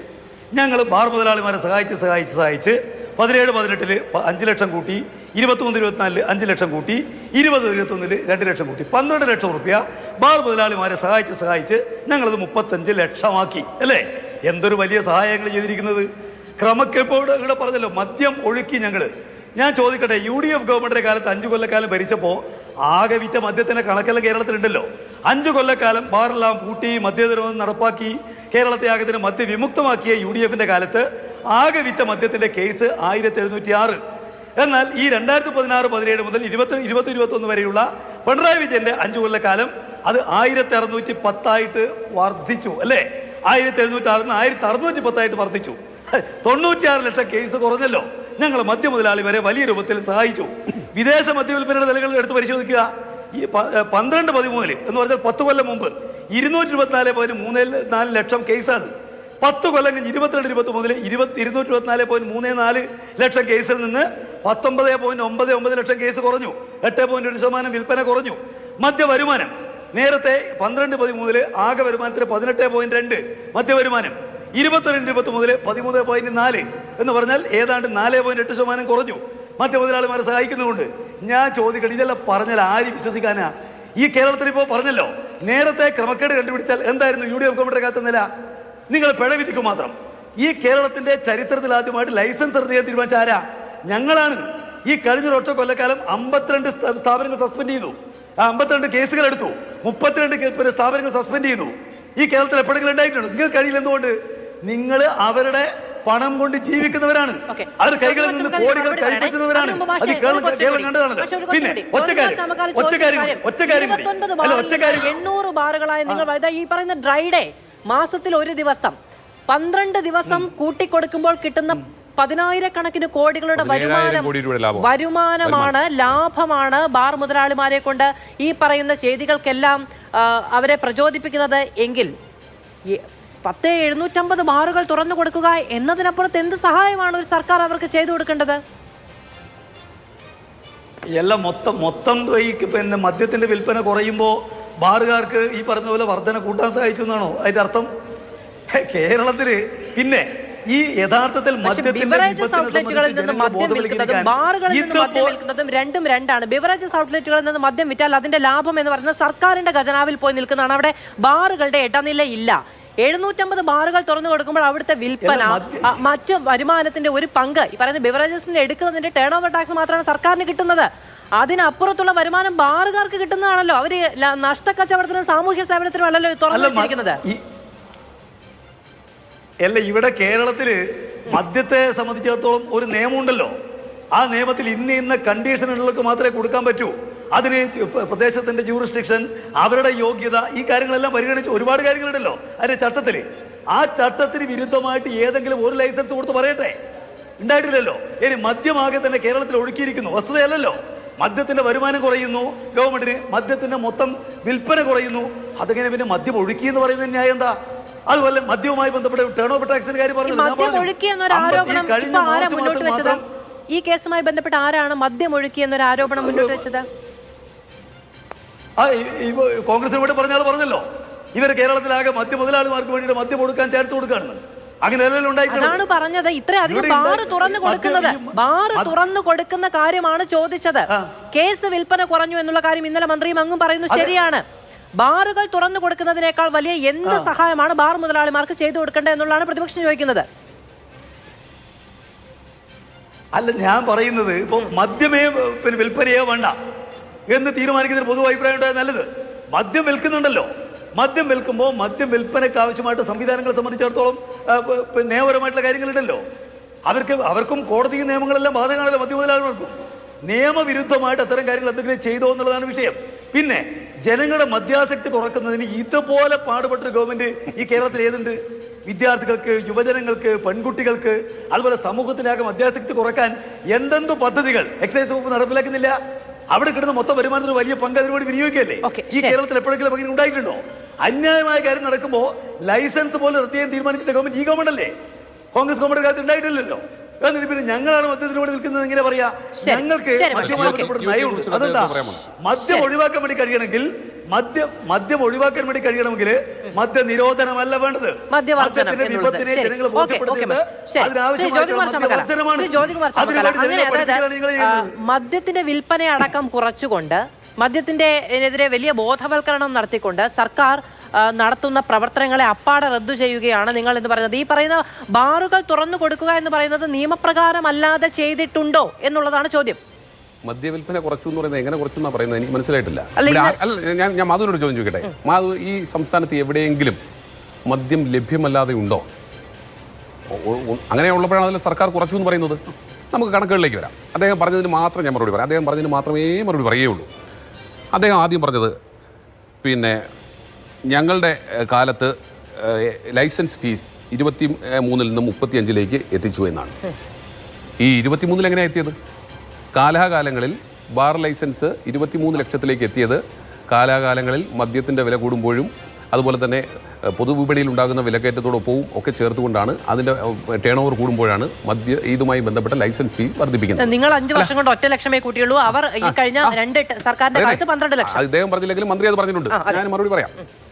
ഇവിടെ UDF സർക്കാർ 2011 അധികാരത്തിൽ വരുന്നത്. 2011 ഏപ്രിൽ മെയ് മാസത്തിലേക്കാണ് വന്നിട്ടുള്ളത്. സ്വാഭാവികമായിട്ടും ഞാൻ പറഞ്ഞല്ലോ ഇതിൻ്റെ പോളിസി വരുന്നത് അതിന് മുമ്പാണ്. അപ്പോൾ ആ വർഷം ഞങ്ങളെ സംബന്ധിച്ച് അതിനകത്തൊരു ഇടപെടൽ നടത്താൻ കഴിയില്ല. 2012-13 1 ലക്ഷം രൂപ വർദ്ധിപ്പിച്ചിട്ടുണ്ട്. ഓരോ വർഷവും 1 ലക്ഷം രൂപ ഇതെങ്കിലും വർദ്ധിപ്പിച്ച് പോകുക എന്നുള്ളതായിരുന്നു ലക്ഷ്യം. പക്ഷേ 2013-14 ആയപ്പോഴത്തേക്കാണ് ഈ മുമ്പ് പറഞ്ഞ വിവാദം ഉണ്ടാവുകയും 2014 ഈ പറയുന്ന ബാറുകളെല്ലാം പൂട്ടുകയും ചെയ്തത്. ബാറുകൾ പൂട്ടിയതിന് ശേഷം ബാർ ലൈസൻസ് ഫീ വർദ്ധിപ്പിക്കണം എന്ന് പറയുന്ന മന്ത്രി MB രാജേഷിനോട് എനിക്കൊന്നും നല്ല നമസ്കാരം എന്ന് മാത്രമേ പറയാനുള്ളൂ. ആനയെ വിറ്റതിന് ശേഷം പിന്നെ തോട്ടി പിന്നെ വീണ്ടും മേടിക്കണം എന്ന് പറയുന്നത് പോലെ അദ്ദേഹം ഈ പറഞ്ഞ ബാർ ലൈസൻസിൻ്റെ ഫീസ് ഞങ്ങൾ കൂട്ടിയില്ല എന്ന് പറഞ്ഞു. കാരണം 2014 തന്നെ എല്ലാ ബാറുകളും ഞങ്ങൾ കൂട്ടിയ ബാറുകൾക്ക് എങ്ങനെ ലൈസൻസ് ഫീസ് ഏർപ്പെടുത്തുക? അതാണ് അദ്ദേഹത്തിൻ്റെ ആ ചോദ്യത്തിനുള്ള മറുപടി. ഇനി ഇദ്ദേഹം പറഞ്ഞെന്താണ്? വിൽപ്പന കുറഞ്ഞത് നിങ്ങൾ എന്തെങ്കിലും ചെയ്തിട്ടാണോ? അത് നോക്കൂ, അവർ പറയുന്നത് 2012-13 സാമ്പത്തിക വർഷത്തിന് ശേഷം 2022-23 കമ്പയർ ചെയ്താൽ 10 വർഷത്തെ ഗ്യാപ്പിന് ശേഷം കമ്പയർ ചെയ്താൽ 19.99 ലക്ഷം കേസുകളുടെ മദ്യം വിൽപ്പന കുറഞ്ഞിട്ടുണ്ട് എന്നാണ് മന്ത്രിയുടെ അവകാശവാദം. ന്യായത്തിന് വേണ്ടി അദ്ദേഹം പറഞ്ഞ് 100% ശരിയെന്ന് തന്നെ വയ്ക്കുക. എന്തുകൊണ്ടാണ് മദ്യവിൽപ്പന കുറഞ്ഞത്? ഒന്ന്, വില കുറഞ്ഞ മദ്യം ലഭ്യമല്ല. നമുക്കറിയാം സാധാരണക്കാർ തൊഴിലാളികളൊക്കെ ഉപയോഗിക്കുന്ന ജവാൻ പോലെയുള്ള മദ്യം കൃത്യമായി ലഭ്യമല്ല. 2, വില കൂടിയ മദ്യങ്ങൾ മാത്രമാണ് ലഭിക്കുന്നത്. 3, ഇവിടെ മദ്യം മാത്രമല്ല, അതൊന്ന് ആലോചിച്ച് നോക്കൂ. ചെറുപ്പക്കാർ അവർ സിഗരറ്റ് ഉപയോഗിക്കുന്നവർ എത്രമാത്രം കുറഞ്ഞിട്ടുണ്ട്? നമ്മൾ പൊതുസമൂഹത്തിൽ സിഗരറ്റ് ഉപയോഗിക്കുന്നവരുടെ എണ്ണം എന്തുമാത്രം കുറഞ്ഞിട്ടുണ്ട്? സ്വാഭാവികമായി സംസ്ഥാനത്ത് പുതിയ തലമുറയിൽപ്പെട്ടവർ മദ്യത്തിൽ നിന്നും അതുപോലെ തന്നെ പുകവലിയിൽ നിന്നുമൊക്കെ ഒരുപാട് മാറി നിൽക്കുന്നുണ്ട്. അതിന്റെ ഒരു കുറവാണ് ഒന്ന് വന്നിട്ടുള്ളത്. മറ്റൊന്ന്, സർക്കാർ ഞാനത് കേട്ടിട്ട് ചിരി വന്നുപോയി. എന്താണ് എക്സൈസ് നടത്തിയിട്ടുള്ളത്? ഈ പറയുന്ന പോലെ മദ്യക്കുപ്പിയുടെ ലേബലിന്റെ പുറത്ത് alcohol consumption is injuries to health എന്നടിക്കുന്നത് പോലെ, സ്മോക്കിംഗ് ഈസ് ഇഞ്ചൂറീസ് ഹെൽത്ത് എന്നടിക്കുന്നതിന് പോലെ അതിനപ്പുറത്തേക്ക് എന്താ ചെയ്യുന്നത്? പദ്ധതി പേപ്പറിൽ ഇരിക്കുന്നേ ഉള്ളൂ. ഇവിടെ അതേസമയം ഞാൻ പറഞ്ഞിരുന്നേ അല്ലല്ല, കുറവിനെ കുറിച്ച് പറയുമ്പോൾ പറയണേ, ഇവിടെ മയക്കുമരുന്നിന്റെ ഉപയോഗം എന്തുമാത്രം കേസാണ് മാതൃഭൂമി ഉൾപ്പെടെ റിപ്പോർട്ട് ചെയ്തുകൊണ്ടിരിക്കുന്നത്, എന്തുമാത്രം MDMA ഉൾപ്പെടെയുള്ള കേസുകൾ എത്രത്തോളം പിടിച്ചുകൊണ്ടിരിക്കുന്നത് താങ്കൾ കാണുന്നില്ലേ? അങ്ങനെയാണെങ്കിൽ ആ പിന്നെ എന്താ പറയുന്നത്, അവരെ ബോധവൽക്കരിക്കുന്നത് സർക്കാർ പദ്ധതികൾ പേപ്പറിൽ മാത്രമേ നടപ്പിലാക്കുന്നുള്ളൂ ഞാൻ പറഞ്ഞത്. അത് എന്റെ ആക്ഷേപം തന്നെയാണ് നിൽക്കുന്നത്. താങ്കൾ എവിടെയെങ്കിലും ഇത്തരത്തിൽ സർക്കാരിന്റെ പദ്ധതി നടപ്പിലാക്കുന്നത് താങ്കൾ നേരിട്ട് കണ്ടിട്ടുണ്ടോ? ഇല്ലല്ലോ. കണ്ടിട്ടുണ്ടോ കഴിഞ്ഞ 2 വർഷത്തിനിടയ്ക്ക്? വാർത്തകൾ കണ്ടിട്ടുണ്ട്. ഞാൻ താങ്കൾ തമ്മിൽ തർക്കമല്ലോ. അപ്പൊ ഞാൻ പറഞ്ഞു വന്നത് മദ്യത്തിന്റെ കുറവ് വന്നിട്ടുള്ളത് എല്ലാ മേഖലയിലും വന്നിട്ടുള്ള കുറവിന്റെ അടിസ്ഥാനത്തിൽ വന്നിട്ടുള്ളതാണ്. പിന്നെ അദ്ദേഹം പറഞ്ഞു മൊത്തം വരുമാനത്തിന്റെ പിന്നെ 5% കുറഞ്ഞു. ഞാൻ പ്രകാശിന് തിരിച്ചൊരു കാര്യം കൂടെ പറയുന്നു. കേരളത്തിലെ മൊത്തം വരുമാനത്തിൽ മദ്യത്തിൽ നിന്നുള്ള വരുമാനം 18.25 നിന്നും 13.4 കുറഞ്ഞിട്ടുണ്ട്. പക്ഷേ മദ്യത്തിൽ നിന്നുള്ള വരുമാനം മുൻ വർഷങ്ങളെ അപേക്ഷിച്ച് കുറയുകയാണോ കൂടുകയാണോ എന്നുകൂടെ പറയണം. മദ്യത്തിൽ നിന്നുള്ള വരുമാനം കൂടുകയാണ് ഉണ്ടായിട്ടുള്ളത്. മദ്യത്തിൽ നിന്നുള്ള വരുമാനം കൂടുകയും എന്നാൽ മൊത്തത്തിൽ കേരളത്തിൽ ഉണ്ടാകുന്ന വരുമാനത്തിൽ മദ്യത്തിൻ്റെ പങ്ക് കുറയുകയും ചെയ്തിട്ടുണ്ട്. എന്ന് വെച്ചാൽ മദ്യത്തിൽ നിന്നുള്ള വരുമാനം കൂടിയിട്ടേ ഉള്ളൂ എന്നാണ് അതിൻ്റെ കണക്കുകൾ സൂചിപ്പിക്കുന്നത്. അത് ഞാൻ മറുപടി എന്ന് പറഞ്ഞുകൊണ്ടേ അദ്ദേഹം പറഞ്ഞതിന് മാത്രമല്ല പറയുന്നുള്ളൂ. പിന്നെ ലൈസൻസ് സസ്പെൻഡ് ചെയ്യുന്നതിനെ കുറിച്ചാണ് അദ്ദേഹം പറയുന്നത്. ഒരു പുതിയ ക്ലോസ് കൊണ്ടുവന്നിട്ടുണ്ടെന്നാണ്. ഈ ലൈസൻസ് സസ്പെൻഡ് ചെയ്യുന്നതും അതുപോലെ പെനാൽറ്റി ഫീസ് ഇൻക്രീസ് ചെയ്തു എന്നൊക്കെ മന്ത്രി പറയുമ്പോൾ അത് ഈ മദ്യ മുതലാളിമാരുടെ സംഘടനയുടെ അധ്യക്ഷനും അതുപോലെ തന്നെ നേതാക്കന്മാരും അത് അവർക്ക് വഴങ്ങാത്ത മദ്യ മുതലാളിമാരെ അല്ലെങ്കിൽ ബാർ ഉടമസ്ഥരെ ചൊൽപ്പടിയിൽ കൊണ്ടുവരാനാണ് ഉപയോഗിച്ചുകൊണ്ടിരിക്കുന്നത്. ഇനി ലൈസൻസ് അങ്ങ് സസ്പെൻഡ് ചെയ്തു, 32 സസ്പെൻഡ് ചെയ്തു എന്ന് അദ്ദേഹം പറയുന്നത്. എത്ര ദിവസത്തേക്ക് സസ്പെൻഡ് ചെയ്യുന്നത് അറിയാമോ? ഇവിടെ എന്തിനാ പ്രധാനമായിട്ടും 3 കുറ്റങ്ങളാണ് ചെയ്യാറുള്ളത്. ഒന്ന്, തുറക്കുന്നത് നേരത്തെ തുറക്കുക, നിശ്ചയിച്ചുള്ള സമയത്തിന് മുമ്പ് തുറക്കുക. അടയ്ക്കുന്നത് സമയം കഴിഞ്ഞു അടയ്ക്കുക. മറ്റൊന്ന്, ഈ കൊടുക്കുന്ന മദ്യം ഡൈല്യൂട്ട് ചെയ്ത് കൊടുക്കുക. അങ്ങനെയൊക്കെ കൊടുക്കുമ്പോൾ പിടിക്കപ്പെട്ടാൽ അവർക്ക് പെനാൽറ്റി അടിക്കാറുണ്ട്, അവരെ സസ്പെൻഡ് ചെയ്യാറുണ്ട്. സസ്പെൻഡ് ചെയ്താൽ അന്ന് തന്നെ അവർക്ക് പെനാൽറ്റി കൊടുക്കും. തൊട്ടടുത്ത ദിവസം കോമ്പൗണ്ട് ചെയ്ത് കൊടുക്കും. അത് ട്രഷറിയിൽ അടച്ചു കഴിഞ്ഞാൽ ഒന്നും പിടിക്കുന്ന ദിവസം കഴിഞ്ഞ് തൊട്ടടുത്ത ദിവസം കഴിഞ്ഞ് അതിനടുത്ത ദിവസം ആ ബാർ തുറന്ന് പ്രവർത്തിക്കും. 2 ദിവസം അവധി ദിവസം ഉണ്ടെങ്കിൽ പരമാവധി 3 ദിവസം, 3-ാം ദിവസം ആ ബാർ തുറക്കും. എന്നിട്ട് പറഞ്ഞ് ഞങ്ങൾ മൊത്തം സസ്പെൻഡ് ചെയ്തു. ഇതൊക്കെ ചുമ്മാ ജനങ്ങളെ പറഞ്ഞ് ബോധ്യപ്പെടുത്താമെന്നുള്ളത്. അതിനപ്പുറത്തേക്ക് എന്താ? ഇനി അദ്ദേഹം പറഞ്ഞത് എന്താ പറയുന്നത്, ഡ്രൈ ഡേയെ സംബന്ധിച്ചാണ്. ഡ്രൈ ഡേ 12 താങ്കൾ പറഞ്ഞല്ലോ, ഡ്രൈ ഡേ 12 ദിവസം കൊണ്ട് ഏകദേശം 17,000 കോടിയുടെ ബിസിനസ്സാണ് അവർക്ക് ലഭിക്കുന്നത്. അതിനുവേണ്ടിയാണ് അവർ ഈ മദ്യനയത്തിൽ പോളിസിയിൽ വ്യത്യാസം വരുത്താൻ ശ്രമിക്കുന്നത്. പിന്നെ അദ്ദേഹം TOT കുറിച്ച് പറയാൻ വന്നതേ ഉള്ളൂ, അദ്ദേഹത്തിന് അതിന് പറയാൻ കഴിഞ്ഞിട്ടില്ല. അദ്ദേഹം പറയുമ്പോൾ ഞാൻ അതിനെക്കുറിച്ച് മറുപടി പറയാം. അപ്പോൾ എല്ലാ അർത്ഥത്തിലും ഈ മദ്യമുതലാളിമാർക്ക് കീഴടങ്ങിയ ഒരു സർക്കാരാണ്. ആ സർക്കാരിൻ്റെ, ഞാൻ വീണ്ടും ആവർത്തിക്കുന്നു, ആ സർക്കാരിൻ്റെ മദ്യനയം തീരുമാനിക്കുന്നത് പോലും മദ്യമുതലാളിമാരാണ് എന്ന വസ്തുതകൾ, തെളിവുകൾ നമ്മുടെ മുമ്പിൽ നിൽക്കുമ്പോഴാണ് ഇത്തരത്തിലുള്ള ഈ ശബ്ദ സന്ദേശം പുറത്തു വന്നിരിക്കുന്നത് എന്ന കാര്യം നമ്മൾ മറക്കരുത്. അതായത് സർക്കാരിൽ സ്വാധീനം, സർക്കാരിൻ്റെ നയം, സർക്കാരിൻ്റെ പോളിസി തീരുമാനിക്കുന്നത് മദ്യമുതലാളിമാരാണ് എന്ന യാഥാർത്ഥ്യം നമ്മുടെ മുമ്പിൽ നിർത്തുന്ന, അല്ലെങ്കിൽ നമ്മളെ ബോധ്യപ്പെടുത്തി തരുന്ന ഒരു ശബ്ദ സന്ദേശമാണ് പുറത്തു വന്നിട്ടുള്ളത് എന്നൊരു യാഥാർത്ഥ്യം. പ്രകാശ് മാസ്റ്റർ, ഇപ്പോൾ മന്ത്രി അടക്കം പാർട്ടിയും എല്ലാവരും പറയുന്നൊരു കാര്യം, തെരഞ്ഞെടുപ്പ് പെരുമാറ്റച്ചട്ടം നിലനിൽക്കുന്നുണ്ട്. അതുകൊണ്ട് ഈ പറയുന്ന നയപരമായ തീരുമാനം എടുക്കാത്തത് കൊണ്ട് സാധാരണഗതിയിൽ ജനുവരി, ഫെബ്രുവരി മാസങ്ങളിൽ ചർച്ച നടത്തി ഏപ്രിൽ മുതൽ പുതിയ സാമ്പത്തിക വർഷത്തിൽ നയം പ്രഖ്യാപിച്ചതിന്റെ പോളിസി തീരുമാനമെടുത്ത് നയം പ്രഖ്യാപിച്ച് അതിനനുസരിച്ച് മുന്നോട്ട് പോവുകയാണ് പതിവ്. പക്ഷേ ഇലക്ഷൻ വന്നതുകൊണ്ട് അത് സാധിച്ചില്ല എന്നുള്ളതാണ്. ഈ നയം ചോദ്യത്തിനകത്ത് അങ്ങനെയാണെങ്കിൽ 2022-23 പോളിസി എന്നാ കൊണ്ടുവന്നത്? ഇലക്ഷൻ ഉണ്ടായിട്ടാണോ താമസിച്ചത്? അതോട് ചോദിക്കണം. ശ്രീ ജ്യോതികുമാർ ചമക്കല്ല, ഞാൻ അദ്ദേഹത്തോട് ആ ചോദ്യം കംപ്ലീറ്റ് ചെയ്യട്ടെ. അങ്ങ് ചോദിച്ച ചോദ്യത്തിന് അദ്ദേഹം മറുപടി പറയുമെങ്കിൽ പറയട്ടെ. ഓക്കെ, ശ്രീ പ്രകാശ് മാസ്റ്റർ, അപ്പോൾ ഈ ഇലക്ഷൻ എന്ന് പറയുന്നത് ഈ വർഷം വരുമെന്നും അത് ഏറെക്കുറെ ഈ മെയ് മാസമാണ് നടക്കാൻ പോകുന്നതെന്നും അതിന് പെരുമാറ്റച്ചട്ടം വരുമെന്നും എന്നുള്ളതൊക്കെ നമുക്ക് മുൻകൂട്ടി അറിയാവുന്ന കാര്യമാണ്. ഒരു സർക്കാരിൻ്റെ നയം രൂപീകരിക്കേണ്ട ചർച്ചകൾ അതിനനുസരിച്ച് മുന്നോട്ട് പോവുക എന്ന് പറഞ്ഞാൽ ഒരു സാമ്പത്തിക വർഷം തുടക്കത്തിൽ അത് നടപ്പിലാക്കേണ്ടതാണെങ്കിൽ അതിന് താമസം വരിക എന്ന് പറയുന്നത് അത്ര നല്ല കാര്യമാണോ? ജ്യോതികുമാർ ചമക്കാരുടെ ചോദ്യത്തിനൂടെ അങ്ങേക്ക് മറുപടി പറയാം. ഈ നിയമപരമായി എല്ലാ വർഷവും മദ്യനയം മാറ്റണം എന്ന് നിയമത്തിൽ വ്യവസ്ഥയൊന്നുമില്ല. അതും കൂടി നിങ്ങൾ മനസ്സിലാക്കണം. പിന്നെ ഇവിടെ ഇപ്പോൾ ചാമക്കാല പറയുന്ന കാര്യങ്ങൾ ആളുകളുടെ സാമാന്യ ബുദ്ധിയെ വെല്ലുവിളിക്കുന്നു. അല്ല, ഒരു മിനിറ്റ്. പ്രകാശ് മാസ്റ്റർ ചോദ്യത്തിനുള്ള മറുപടി പറഞ്ഞോളൂ. പക്ഷേ എന്റെ ചോദ്യത്തിനുള്ള മറുപടി പര്യാപ്തമല്ല. എല്ലാ വർഷവും മാറ്റണമെന്ന് നിർബന്ധമൊന്നുമില്ല എന്നൊക്കെ പറയുന്നു. അപ്പൊ ഈ വർഷം ഇനി മാറ്റുന്നില്ല, 2024-25 മദ്യനയമില്ല എന്നാണോ? മദ്യനയം തലേ ദിവസം എഴുതി കൂട്ടുന്ന ഒരു കാര്യമല്ല. അതിൽ മാറ്റം വരുത്തണം എന്നുള്ളത് കൊണ്ടാണല്ലോ 2024-25 ചർച്ചകൾ തുടങ്ങിയിട്ടില്ല എന്ന് പറഞ്ഞത്. അല്ല, ചർച്ച ചെയ്തിട്ട് കഴിഞ്ഞ പ്രാവശ്യത്തെ തുടരാൻ തീരുമാനിച്ചു എന്ന് പറയാൻ പറ്റുമല്ലോ. എന്താ പേര് തെറ്റ്? അല്ല, എന്ന് തീരുമാനിച്ചോ? കാരണം എക്സൈസ് മന്ത്രി അത് പറഞ്ഞിട്ടില്ല. തീരുമാനിക്കാമല്ലോ. എക്സൈസ് മന്ത്രി അത് പറഞ്ഞിട്ടില്ല. അങ്ങനെ തീരുമാനിക്കണമെങ്കിലും അതൊരു സാമ്പത്തിക വർഷത്തിന് മുന്നോട്ട് വേണ്ടേ എന്നുള്ളതാണ് എന്റെ ചോദ്യം. ഞങ്ങൾ ഈ നയം തുടരാൻ തീരുമാനിച്ചു എന്ന് പറയാനാണെങ്കിലും അതൊരു സാമ്പത്തിക ക്രമമുണ്ടല്ലോ. മദ്യനയത്തിൽ ഇപ്പൊ നിങ്ങൾ കഴിഞ്ഞ പ്രാവശ്യത്തെ മദ്യനയം വായിച്ചിട്ടുണ്ടോ? കഴിഞ്ഞ കൊല്ലത്തെ ആ മദ്യനയത്തിനകത്തുള്ള ഏറ്റവും പ്രധാനപ്പെട്ട കാര്യം മദ്യത്തിൽ നിന്ന് വരുമാനം വർദ്ധിപ്പിക്കുന്ന വിഷയമല്ല, മദ്യത്തിന്റെ വിപത്തിൽ നിന്ന് ജനങ്ങളെ രക്ഷിക്കുന്നതുമായി ബന്ധപ്പെട്ട കാര്യം. അതുപോലെ ജനങ്ങൾ ധാരാളമായിട്ട് വർക്ക് ചെയ്യുന്ന കള്ള് എങ്ങനെയാണ് കുറെ കൂടി മെച്ചപ്പെട്ട നിലയ്ക്ക് ജനങ്ങൾക്ക് ഈ പറയുന്ന എത്തിക്കുന്നതിന് വേണ്ടിയിട്ട് പറ്റാവുന്ന കാര്യം. അതായിരുന്നു കഴിഞ്ഞ മദ്യത്തെ ഏറ്റവും പ്രധാനപ്പെട്ട കാര്യം. അല്ല, മദ്യവരുമാനം അല്ല, പുതിയ മദ്യനയവുമായി ബന്ധപ്പെട്ട് വരുന്ന വിവാദങ്ങളും വാർത്തകളും അടക്കമുള്ള സമയപരിധി അടക്കമുള്ള കാര്യങ്ങളൊക്കെ ഉണ്ടാകും എന്ന് ഏതൊക്കെയോ സമ്മർദ്ദ ശക്തികൾ വിളിച്ചു പറഞ്ഞതുകൊണ്ടാണ്. അന്ന് വിവാദം ഉണ്ടാകാതിരുന്നത് നല്ല കാര്യമെന്ന് ഞാനത് മുഖവിലേക്ക് എടുക്കുന്നേ. ഇതിപ്പോ വിവാദം എന്ന് പറയുന്നത് സംസ്ഥാനത്ത് എവിടെയെങ്കിലും ഉള്ള ബാർ മുതലാളിമാർ കൂടിയിരുന്ന് ഈ പറയുന്ന വരാനിരിക്കുന്ന മദ്യനയത്തിൽ ഇതായിരിക്കും വരുന്നത്, അതിനുവേണ്ടി നമ്മൾ കൊടുക്കേണ്ടത് കൊടുക്കണം എന്ന് പറയുന്നത് കൊണ്ടാണ് കഴിഞ്ഞ മദ്യനയം ചർച്ച ചെയ്യപ്പെടാതെ പോയതും ഈ മദ്യനയം ഇനി വരാനിരിക്കുന്ന മദ്യനയം അത് വരുന്നതിന് മുമ്പ് മാഷ മന്ത്രി തന്നെ പറയുന്നത് പോലെ വരാനിരിക്കുന്ന ജനിക്കാനിരിക്കുന്ന മദ്യനയം ചർച്ചയാവുന്നതും അതുകൊണ്ടാണ്. ഇനി ഈ പറയുന്ന കാര്യം എന്തുകൊണ്ടാണ് എക്സൈസ് മന്ത്രി പറയാതിരുന്നത്? ഞങ്ങൾ കഴിഞ്ഞ വർഷത്തെ മദ്യനയം തുടരാനാണ് തീരുമാനിച്ചത്, അതിന്റെ പ്രഖ്യാപനത്തിന് ഒരു കാര്യമേ ഉള്ളൂ എന്ന് മന്ത്രി പറഞ്ഞില്ലല്ലോ. മാഷെ തീരുമാനിച്ചത് ഞാൻ പറഞ്ഞിട്ടില്ല. അല്ല, മാഷ് പറഞ്ഞല്ലോ, ഞങ്ങൾക്ക് വേണമെങ്കിൽ അങ്ങനെ പറയാമല്ലോ, തീരുമാനിക്കാലോ. അല്ല, അങ്ങനെ ആവാലോ. അങ്ങനെ ആവുന്നതിന് എന്താ? അല്ല, അങ്ങനെയാണെങ്കിൽ സമയമില്ലെന്നാണ് ഞാൻ ചോദിച്ചത്. ഈ വർഷത്തെ മദ്യനയം 2025 മതിയോ? കേരളത്തിലെ നിങ്ങൾക്ക് ഞങ്ങളുടെ ഗവൺമെന്റ് എന്തോ അന്യായം ചെയ്യുന്നു സ്ഥാപിക്കാൻ താല്പര്യമുണ്ടാവും. പക്ഷെ ജനങ്ങൾ കൃത്യമായിട്ട് അറിയാം എന്താണ് UDF, എന്താണ് LDF. LDFന്റെ 8 കൊല്ലക്കാലം മന്ത്രിമാര് രണ്ട് മന്ത്രിമാരും KPCC അധ്യക്ഷനൊക്കെ ഞങ്ങൾ കൊണ്ടുപോയി പണം കൈക്കൂലി കൊടുത്തു എന്ന് പറഞ്ഞ UDFനെയും 8 കൊല്ലം ഇതുമായി ബന്ധപ്പെട്ട് ഒരു വിവാദവും ഉണ്ടാക്കാത്ത LDF ഗവൺമെന്റ് ജനങ്ങൾക്ക് കൃത്യമായിട്ട് തിരിച്ചറിയാം.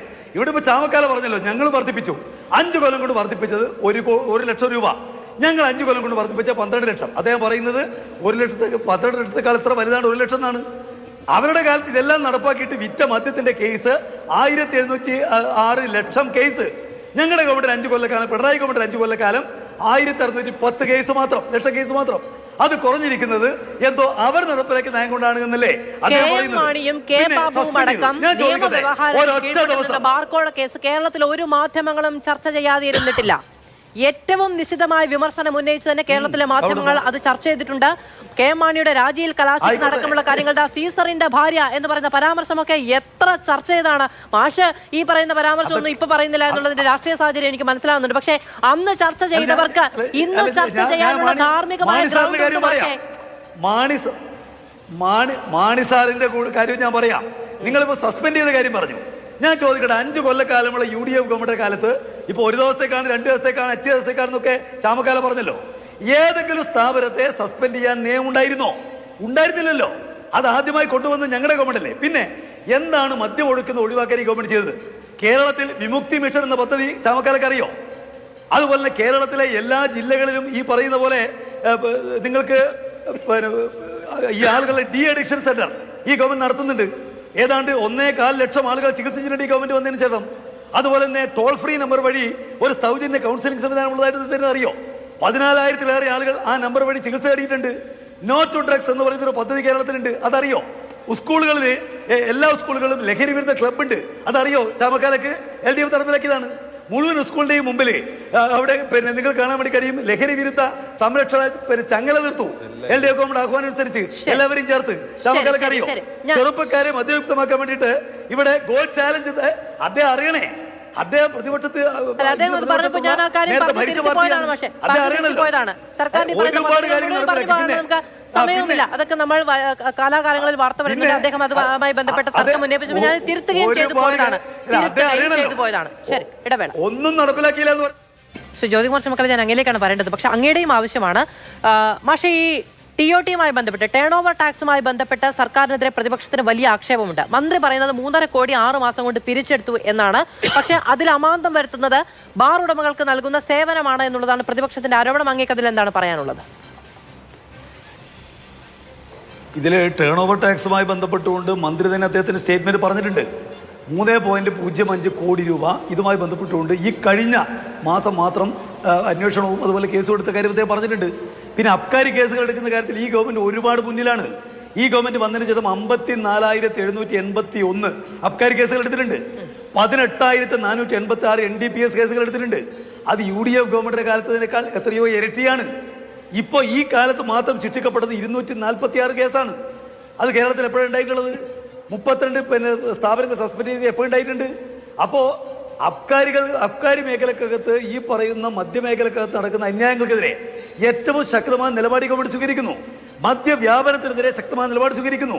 അതുപോലെ തന്നെ ഈ കേരളത്തിലെ മദ്യത്തിൻ്റെ ഒരു പൊതുവായ നിലവാരം ഞാൻ പറഞ്ഞല്ലോ. കള്ളത്രമാത്രം വിദേശ മദ്യത്തിന് അത്ര അപകടമുള്ള കാരണം കേരളത്തിൽ ഒരുപാട് ആൾക്ക് പണിയെടുക്കുന്ന ഒരു മേഖലയാണ്. അതിനെ കുറെ കൂടി മെച്ചപ്പെട്ട നിലയ്ക്ക് വിതരണം ചെയ്യാൻ എന്ത് സംവിധാനം ഉണ്ടാക്കാൻ വേണ്ടി കഴിയും ഈ ഗവൺമെന്റ് ആലോചിക്കുന്നു. മദ്യത്തിന്റെ വിപത്തിനെ കണ്ടുകൊണ്ട് തന്നെ ചെറുക്കാനും മദ്യവ്യാപനം തടയാനും. എന്നാൽ അതേ അവസരത്തിൽ മദ്യം ഈ കേരളത്തിൽ അനുവദനീയമാണ്. അത് നിയമപരമായിട്ട് മാത്രമേ നടക്കുന്നുള്ളൂ എന്ന് ഉറപ്പുവരുത്താനും അതിനാവശ്യമായ നിലപാട് ഈ ഗവൺമെന്റ് സ്വീകരിക്കുന്നത്. അതിനെതിരായിട്ട് വന്നിരിക്കുന്ന ഒരു ആക്ഷേപം എങ്ങനെ വന്നു? ഇപ്പൊ അനിമോൻ പറഞ്ഞതിനെ കുറിച്ചാണല്ലോ ആക്ഷേപം. അദ്ദേഹം ഇന്നെന്ത് പറഞ്ഞു എന്നുള്ളതല്ല, അദ്ദേഹം ഗവൺമെന്റിനെതിരെ ഉന്നയിച്ചിരിക്കുന്ന ഈ ആക്ഷേപം എങ്ങനെ വന്നു, അതിലെ വസ്തുത എന്താണ്, അത് അന്വേഷിക്കണമെന്നല്ലേ ഇപ്പൊ ഗവൺമെന്റ് തീരുമാനിച്ചത്. എക്സൈസ് മന്ത്രി കൊടുത്തിരിക്കുന്ന പരാതി ഇത്തരം സത്യവുമായി പുലബന്ധമില്ലാത്ത കാര്യങ്ങൾ എങ്ങനെയാണ് പറയാനിടയായത്, അതിന്റെ വസ്തുത എന്താണ്, അത് പ്രചരിപ്പിക്കുന്നതിന് പിന്നിൽ ആരാണ് ഇതിന് ഗൂഢാലോചന നടത്തിയത്, ഇത് അന്വേഷിക്കണമെന്നാണ്. അതാണ് ഞാൻ ചോദിച്ചത്. കേരളത്തിന്റെ ചരിത്രത്തിൽ കാര്യക്ഷമമായ നടപടികളെ കുറിച്ചാണ് അദ്ദേഹം വിശദീകരിച്ചത്. അങ്ങയുടെ ആക്ഷേപം എന്താണ്? ഇവിടെ രണ്ട് കാര്യങ്ങളാണ്. ഒന്ന്, ടേൺ ഓവർ ടാക്സിലേക്ക് വരുന്നതിന് മുമ്പ് ഞാൻ ഒറ്റ കാര്യം കൂടി പറഞ്ഞ് അവസാനിപ്പിക്കാം. അദ്ദേഹം പറഞ്ഞത് മദ്യനയം എപ്പോഴെങ്കിലും തീരുമാനിച്ചാൽ മതി എന്നാണ്. ഇത് അദ്ദേഹത്തിൻ്റെ അഭിപ്രായമാണോ LDFിൻ്റെ അഭിപ്രായമാണോ എന്ന് എനിക്കറിഞ്ഞാൽ കൊള്ളാം. അതെന്തായാലും ഞാൻ അദ്ദേഹത്തോട് ഇപ്പോൾ ചോദിക്കുന്നതിന് എനിക്ക് സമയമില്ലാത്തതുകൊണ്ട്. പക്ഷേ ഇവിടെ ഒരു കാര്യമുണ്ട്. മുൻകാലങ്ങളിലെല്ലാം മാർച്ച് 31 മുമ്പ് മദ്യനയം തീരുമാനിച്ചിരുന്നു. അതനുസരിച്ചാണ് മുന്നോട്ട് പോയിക്കൊണ്ടിരുന്നത്. ഇപ്പോൾ ഇലക്ഷൻ്റെ പേരിലാണെന്ന് പറയുമ്പോൾ അത് തെറ്റാണെന്ന് ഞാൻ പറയാൻ കാരണം, ഇതിന് തൊട്ട് മുമ്പുള്ള ഫിനാൻഷ്യൽ ഇയർ 2023-2024 മദ്യനയവുമായി ബന്ധപ്പെട്ട് അന്ന് നിങ്ങൾ ഈ പറഞ്ഞതുപോലെ ബാർ ലൈസൻസിൻ്റെ ഫീസ് വർദ്ധിപ്പിച്ചിരുന്നില്ല. എന്നാൽ മദ്യമുതലാളിമാരിൽ നിന്നും ഒരു അഫിഡവിറ്റ് എഴുതി വാങ്ങിയിട്ട് ഞങ്ങളുടെ മദ്യനയത്തിൻ്റെ ഭാഗമായി ബാർ ലൈസൻസ് ഫീസ് കൂട്ടിയാൽ പിന്നീട് നിങ്ങൾ അടച്ചാൽ മതി എന്ന് പറഞ്ഞ് അഫിഡവിറ്റ് എഴുതി മേടിക്കുകയായിരുന്നു.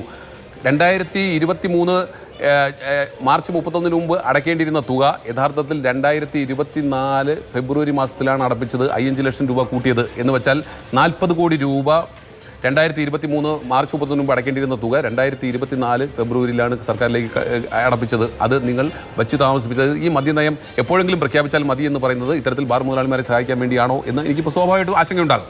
അപ്പോൾ ഞാനത് അവസാനിപ്പിക്കുകയാണ്. TOT-യുമായി ബന്ധപ്പെട്ട് അദ്ദേഹം പറഞ്ഞത് TOT-യുമായി ബന്ധപ്പെട്ട് 3 കോടി രൂപ പിരിച്ചെടുത്തു എന്നാണ്. ഇവിടെ എന്താണ് TOT എന്നറിയാമോ? ഈ TOT-യെ സംബന്ധിച്ച് നേരത്തെ 10% എത്ര ഇപ്പോൾ 50 രൂപയുടെ മദ്യം ബിവറേജിൽ നിന്നും വാങ്ങി ഒരു മദ്യ മുതലാളി അദ്ദേഹത്തിൻ്റെ ബാറിൽ 150 രൂപയ്ക്ക് വിറ്റാൽ ഈ 150 രൂപയുടെ 10% അവിടെ കൊടുത്തേ മതിയാവും. TOT-ആയി 15 രൂപ കൊടുക്കണം. ഈ 150 രൂപയുടെ 10% കൊടുക്കേണ്ടത് എത്രയോ മുതലാളിമാർ ഇപ്പോഴും ഈ TOT അടയ്ക്കുന്നില്ല. അതായത് മദ്യപന്മാർ ആ ബാറുകളിലെത്തുമ്പോൾ അവരുടെ കയ്യിൽ നിന്ന് കൊടുക്കുന്ന പൈസ, നികുതി ഇനത്തിൽ കൊടുക്കുന്ന പൈസ ഈ മദ്യ മുതലാളിമാർ അവരുടെ കൈവശം വെച്ചതിന് ശേഷം അവർ ഈ TOT ഇനത്തിൽ സർക്കാരിലേക്ക് കൊടുക്കേണ്ട തുക അല്ലെങ്കിൽ ടാക്സ് കൊടുക്കുന്നില്ല. അതാണ് വസ്തുത. അപ്പോൾ അങ്ങനെ വരുമ്പോൾ ഇവിടെ നോക്കൂ, ഇവിടെ അബ്കാരി ക്ഷേമനിധി ബോർഡിൽ കുടിശ്ശിക ഉണ്ടെങ്കിൽ പോലും ബാർ ലൈസൻസ് പുതുക്കി നൽകില്ല. എന്നാൽ ഇവിടെ TOT കുടിശ്ശിക ഉണ്ടെങ്കിൽ കൊടുക്കുന്നുണ്ട്. ഞാൻ സംസ്ഥാനത്തിൻ്റെ എക്സൈസ് മന്ത്രിയെ വെല്ലുവിളിക്കുന്നു. 3 മാസത്തിലധികം TOT കുടിശ്ശികയുള്ള ബാർ മുതലാളിമാർക്ക് മദ്യം KSBC-യിൽ നിന്ന് കൊടുക്കില്ല എന്ന് തീരുമാനിച്ച് ഒരു ഉത്തരവിറക്കാൻ തയ്യാറുണ്ടോ? അങ്ങനെയുണ്ടെങ്കിൽ കേരളത്തിലെ 80% ബാറുകളും പൂട്ടിയിടേണ്ടി വരും. കാരണം അവർക്കെല്ലാം കുടിശ്ശികയുണ്ട്. അവരെ വീണ്ടും സഹായിക്കുകയാണ്. അതായത് മദ്യപന്മാർ മദ്യപിച്ചപ്പോൾ കൊടുത്തിട്ട് പോയ ടാക്സ് പോലും സർക്കാരിലേക്ക് അടയ്ക്കുന്നില്ല. അത് മദ്യ മുതലാളിമാർ കൈവശം വെച്ചിരിക്കുകയാണ്. ഇത് സർക്കാരിന്റെ സഹായമല്ലേ മിസ്റ്റർ പ്രകാശൻ? പാനലിസ്റ്റുകൾക്കും പ്രേക്ഷകർക്കും എന്തായാലും രണ്ടാം ബാർക്കോഴയോ എന്ന ചോദ്യം ഉയർത്തിവിട്ട വിവാദം അടങ്ങുന്നില്ല. നാളെ അടക്കം ഇതുമായി ബന്ധപ്പെട്ട കൂടുതൽ പ്രതികരണങ്ങൾ പ്രതീക്ഷിക്കുന്നുണ്ട്. സർക്കാർ ഇതിൽ ഒരു കൂടിയാലോചനയും നടത്തിയിട്ടില്ല എന്ന വാദത്തിൽ ഉറച്ചു നിൽക്കുകയുമാണ്. വളരെയധികം നന്ദി.